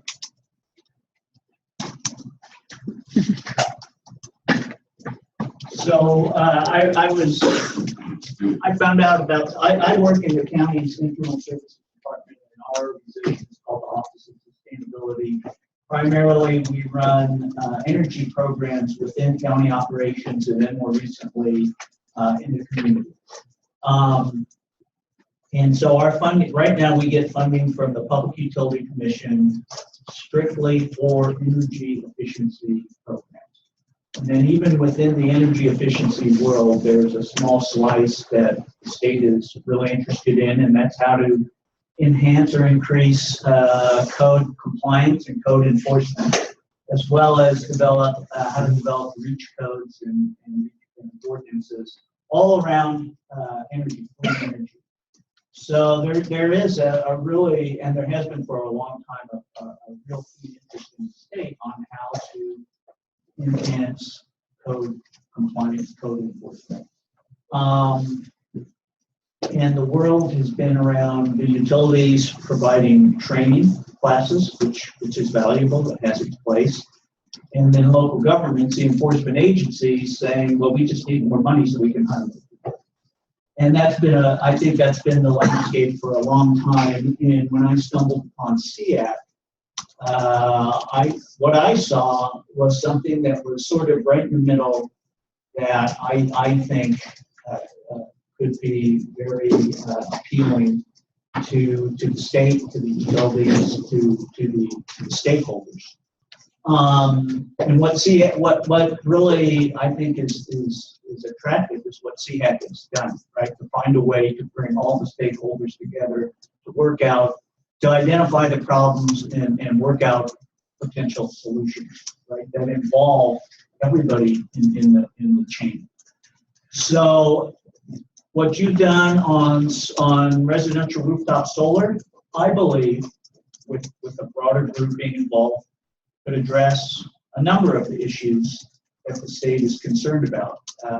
And I'll just throw out a statistic from the California Energy Commission. 90% of all residential HVAC installations are unpermitted. That's a big problem to them. I don't think anybody knows how to fix that. But I think putting a group together like this, just like on the rooftop, could probably come up with something better than just letting it happen.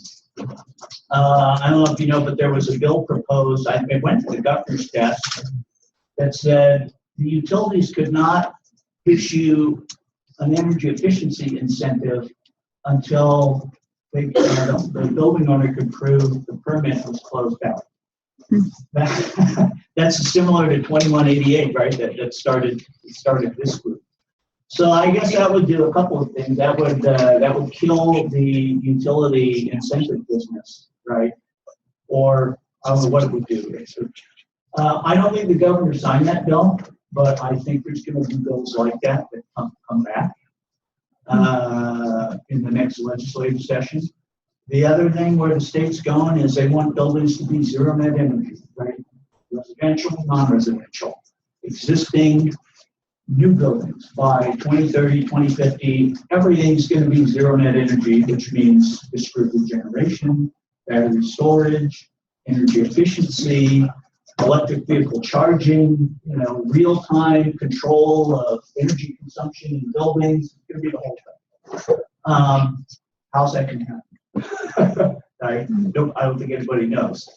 And how will it be done safely and economically, and so savings and everything can be measured, etc. I think the SEAC model expanded to all of those areas is the right model. And I look to my utility, I heard SDG&E, you know about the Southern California Regional Energy.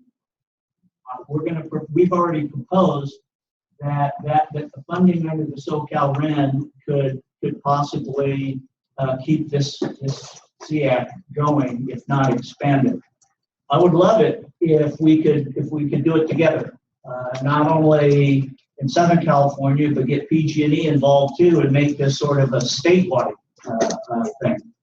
Now, the challenges, of course, are that the energy efficiency money is only supposed to be used for energy efficiency. But we know that world is changing. You just can't operate in all these solars, right? A solar silo, a demand response silo, an energy efficiency silo. We know where the world's going. All of these technologies. I believe it's a really powerful case that can be made to the commission that the available funding can support things like this. Yeah, we're going to focus on, we will include energy efficiency, but we want to include all measures that are covered under the Streamlined energy standard. So I would like to the utility partners here afterwards and see what part of the organization you're in and see how we can maybe work on this together as a joint effort to not only keep this going here, but propagate it throughout the state. So there's a lot of money that can be made available. Believe me, there's the state, investor-owned utilities, the commission spends $1 billion a year on energy programs, including codes and standards as a piece of it. So under that codes and standards slice, there's plenty of money to continue operating an organization like this, grow it, and spread it out throughout the state. We just have to make the commission understand that. And proposals go to the commission in January of next year. They could potentially approve it in a few months after that, if not sooner, and then we'd be good. We could go. So we'll be meeting with the core group after this meeting to kind of see, get some ideas on assuming that this could be funded. How do we need to tweak the SEAC model, or what would the SEAC look like under progressing to a world like that? I mean, it's a blank slate to start with based on what I've just said. We do have an agenda though. Everybody's got an agenda. So there is an agenda. So yeah, I wanted to give you a sense of how I think this can really grow. Question, comment. My name's Jeff Spees, and I work for a manufacturer in the industry of rooftop attachments, but I was brought in to SEAC to really represent CalSEA. I'm the chair of the Codes and Standards Committee, and I have seen tremendous value in what SEAC does for the solar industry to try to clarify the rules. And I hope that the Codes and Standards work is going to continue to be the centerpiece of what SEAC does, because that's the real effect that an organization like this can have. I was a little worried about the timeline that you just laid out there of several months past January, and my concern, quite honestly, is that the significant work that's been done by this organization can grind to a halt and the group can fall apart in a matter of 6 months, which is kind of the timeline just laid out. And my sense is the only real thing that's necessary to keep this work moving forward is administration. That's the role of Paula served, and she's gone after today. We need somebody to perform that role. And my hope is that in the interim, LA County could find it within their budgets to provide that administrative support to allow this work to continue on until more formal long-term support can be nailed down from the PUC or whomever. But I just feel uncomfortable putting things into limbo for 6 months. So I understand the short-term need, and I believe that the money that the county. So I'm operating on an existing budget right now that's good until March of next year. The time frame I talked about was starting the clock from 17 and beyond. So with the concurrence of the utilities that we work with, in this case, the gas company and Edison, there's the small amount just to have the administrator keep this going this is the county, right? It's inconsequential, that amount of money, but we just need a blessing from the utilities that we can do this. And so that's a conversation I'm going to have. We've got someone here who's helping right now on the other parallel effort on the utility scale generation permitting, streamlining.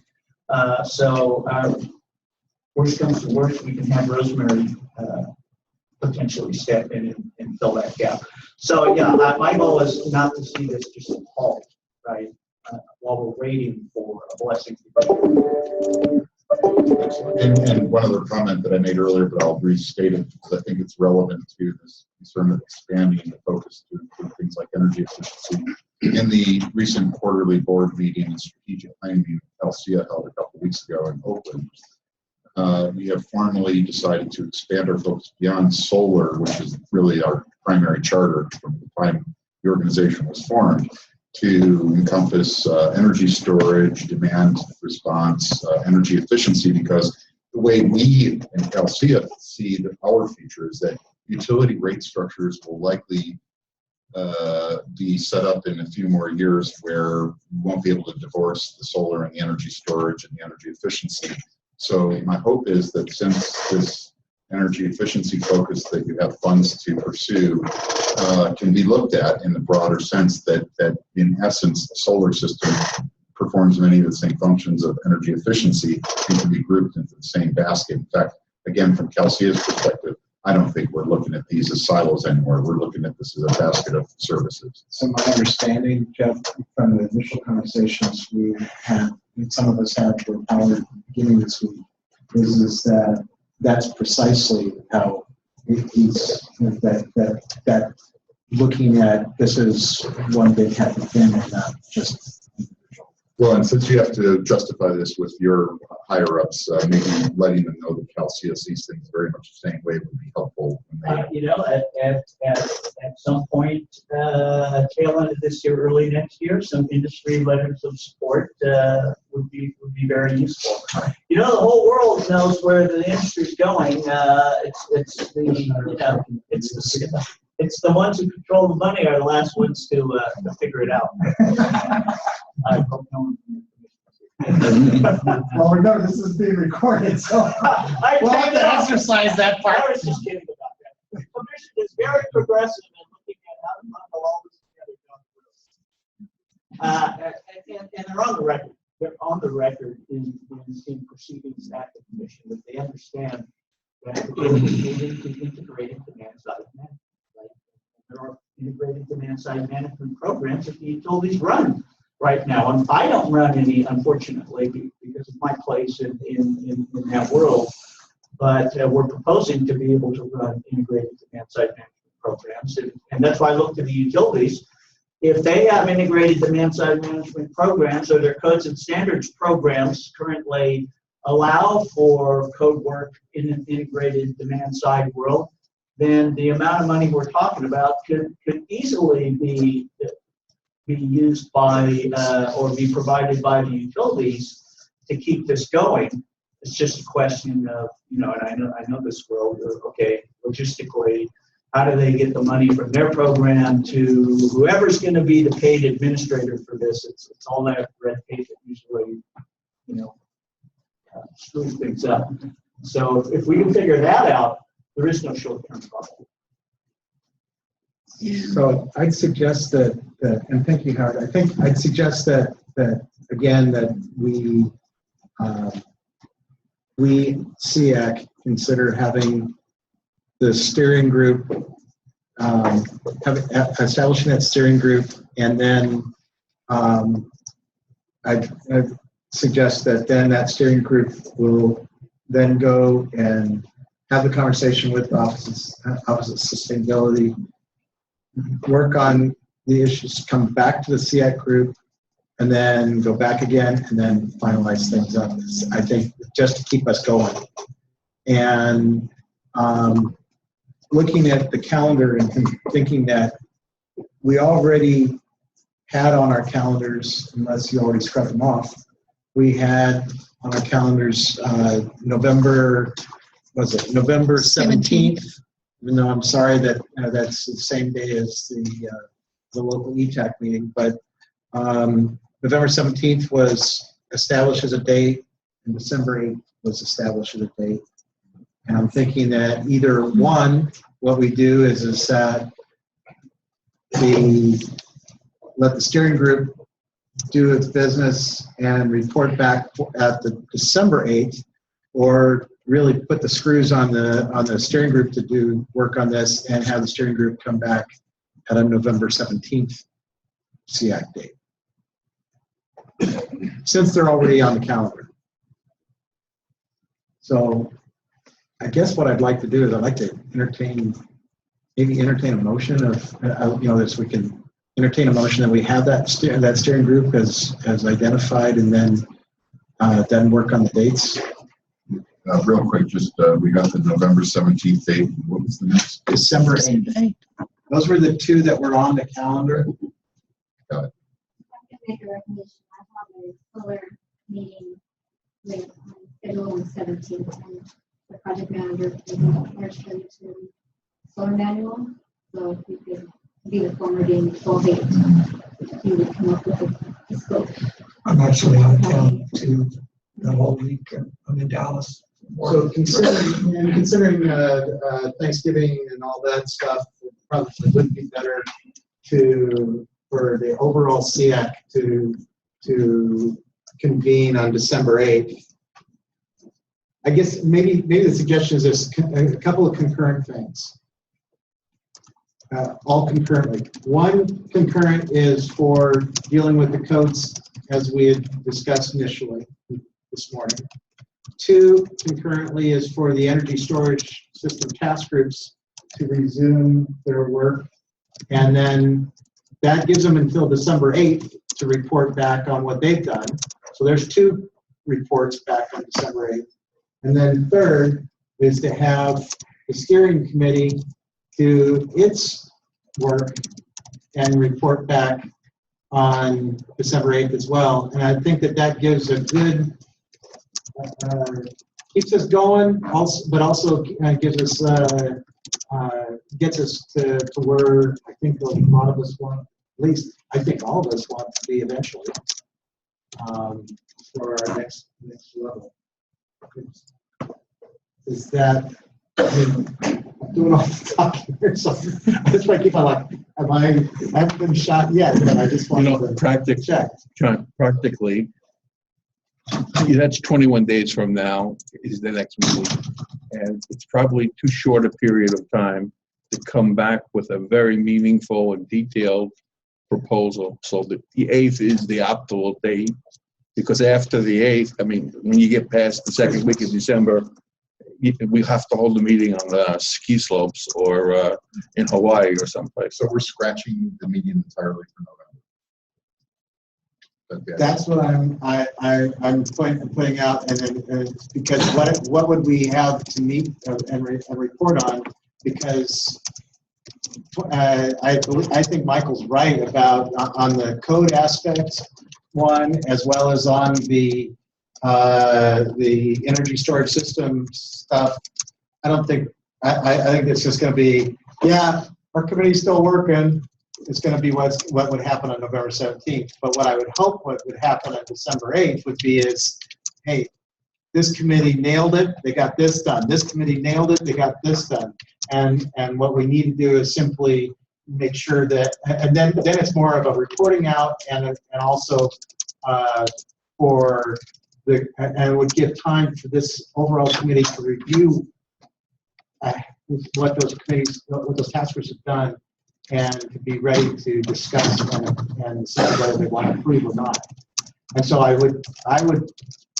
my suggestion, my hope would be is that we wouldn't have the task group results or what the task groups are doing come out on December 7th or on the morning of December 8th, but they would come out like a week before so people would have a chance to actually read those documents.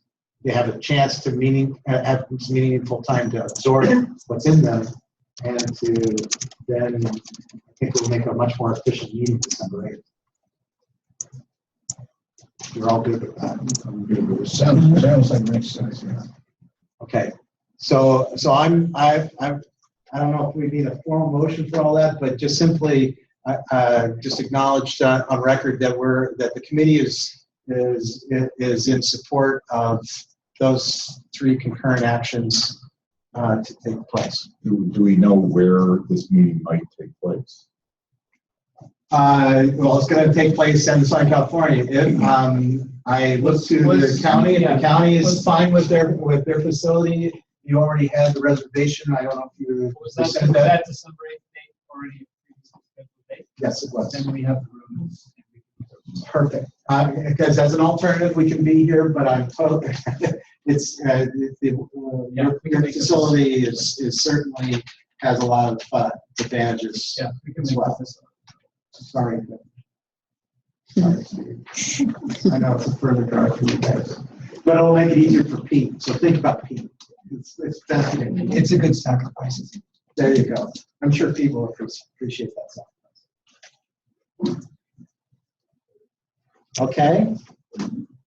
And another housekeeping item, since the webinars have been facilitated by, I'm not even sure who, do we know how that might be managed for the December meeting? Leave that to this. I would suggest leave that to the steering committee to figure out how to, because when we talked about the steering committee, the recommendation was to have the steering committee not only deal with the funding aspect, but deal with the functioning aspect.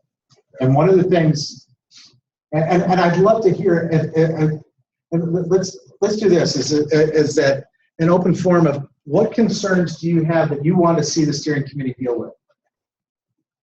Just to get you thinking about how to think about this. One would be is, do we continue to meet monthly, or do we consider doing something where we meet maybe every other month?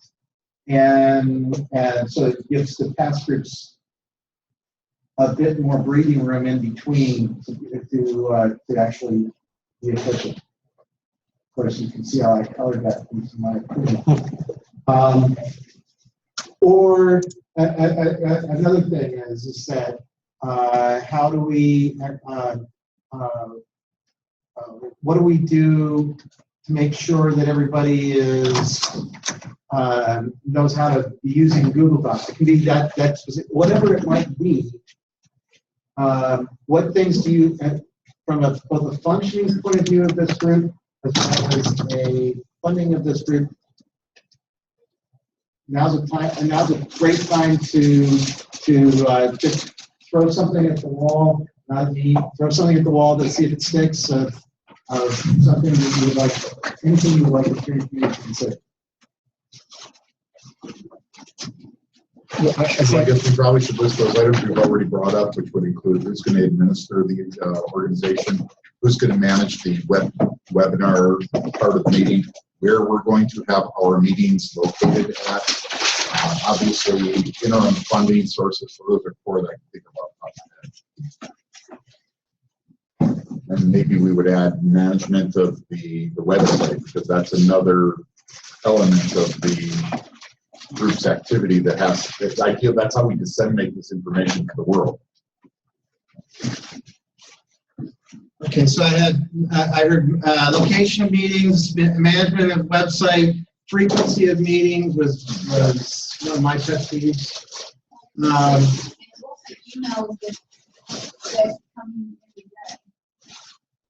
Yeah, so point of communication. Or I guess you say a point person. You need organizational management. Yeah.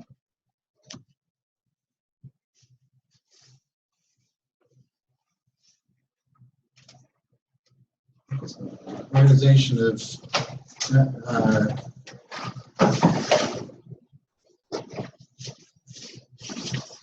going to just say it's organization for tasks. And I think that grabs part of that because that's part of, you know, it's about how we take care of tasks, how we take care of logistics, how we take care of. Even a point of contact, I can imagine that there are probably, as knowledge of this organization grows, there will be potentially other building officials that will want to know more. Who do they call? When they call that number, who do they ask for? Who do they talk to? And does that person know anything? Ghostbusters. I would think mission statement. I think we already have that, but yes, this should be reviewed. Well, new mission statement. Yes, or amended mission statement. And I would also suggest that it's not just because this is in the broadening, Michael. I think this is in the broadening of scope. Yeah. And that it's not just mission statements but objectives too. And again, the webinar or the online meeting management.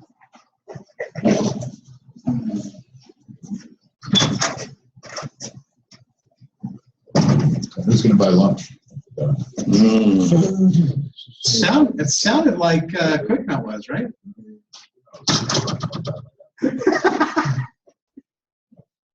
What is it? The three most important questions: when's lunch? Where's lunch? And who's paying? I think those are the three most important questions that are always raised. Is there anything else I should put up here? You know, as a new person joining this group, I would not have known about this if it wasn't for this topic. He and I had a few conversations. So if the group is wanting to make some type of larger impact, how are we going to advertise and outreach to the HJs, outreach to the utilities that are not involved, and get the people involved that need to be? Some of the basic structure for that started to get put in place, but we hadn't really implemented the true marketing plan per se. You know, getting this knowledge out to the world. And quite honestly, Howard, I think this relates far beyond California. What we're doing here has national applicability. Let's start here. Yeah, I think yeah, and there are other places. I agree with you outside of California. I know that Paul is getting calls from other places and emails from other places outside of California. I think that we started with just the region and I think that the county's vision was to be certainly at least the county's vision was to be much larger on this. And I think that just right now, I think we're talking of at least making sure we're solid in the state of California, and then I think we look further. But maybe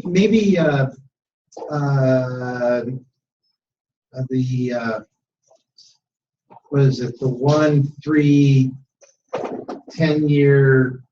And this is asking a lot of the steering group, maybe, but it's something to consider.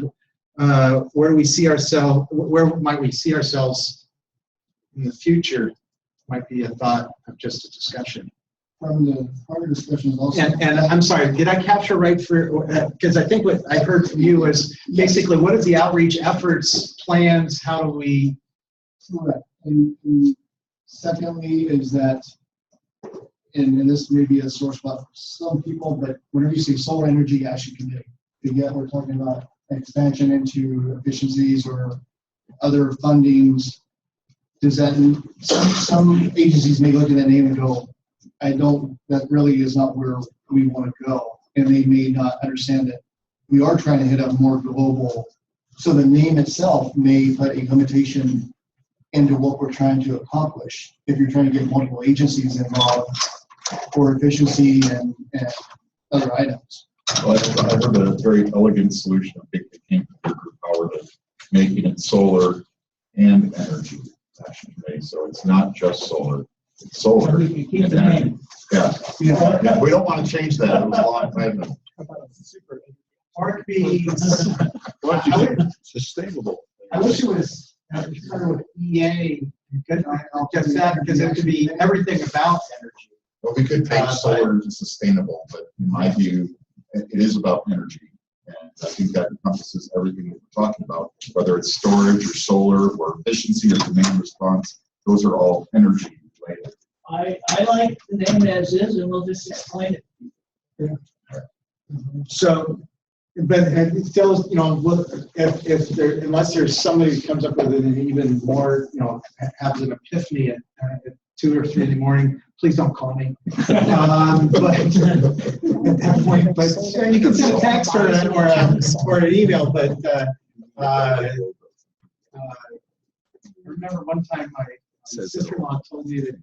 Well, no, it's my wife was telling me that she had called her sister, and it was real early morning, and her sister answers with, "It's never be good." Remove the S with the EA. It took a while for that relationship to get better. Anyway, but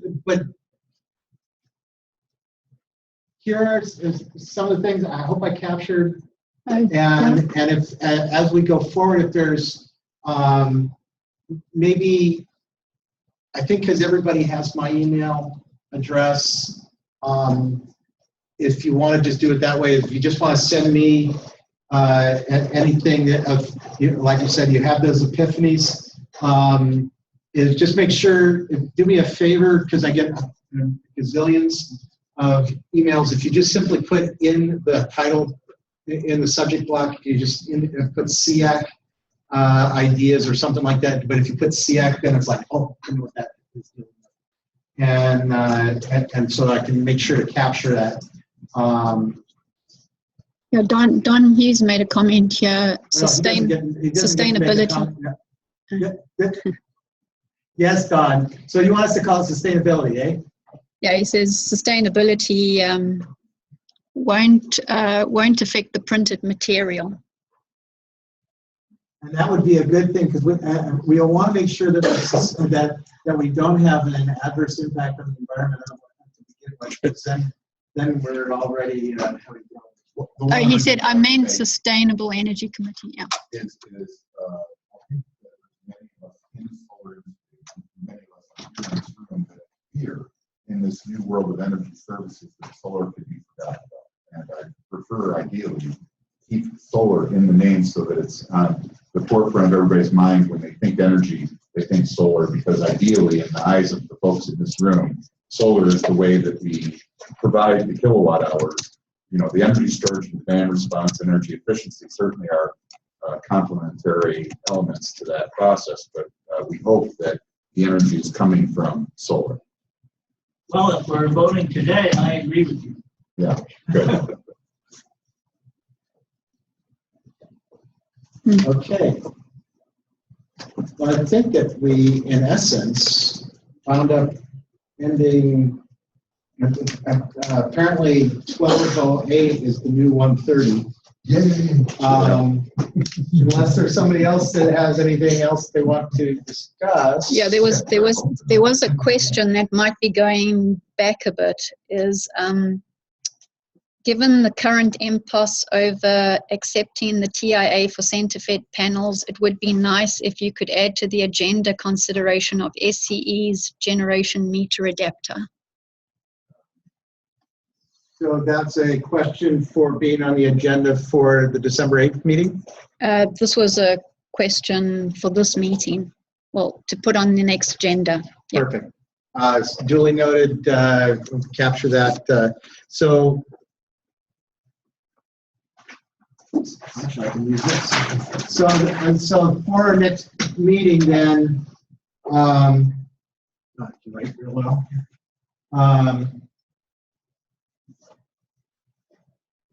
Is that effectively then we're going to be talking about what the task group has done for the California codes, what the task groups have done on the energy storage system guidelines, the steering group, the report, and the meter socket adapters, connections, utilities, and I'm glad I got to say that without tipping.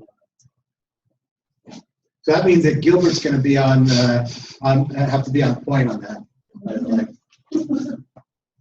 And tell him that's the problem with not showing up, is he might get volunteered. If he knew it was at my facility, he'd run the risk of doing.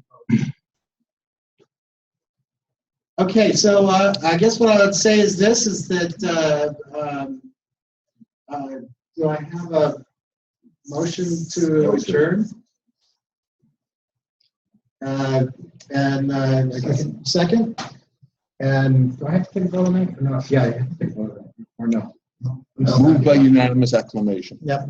Okay. So again, thank you for being here. And I want to make clear that this was not intended to be the John Packer UL show here, but it was that this is from conversations with with actually the guys who I was indicating on the steering.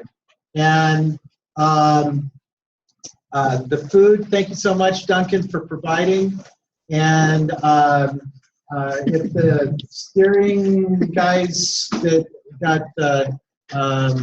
voluntold, if you would be so kind to hang after the lunch to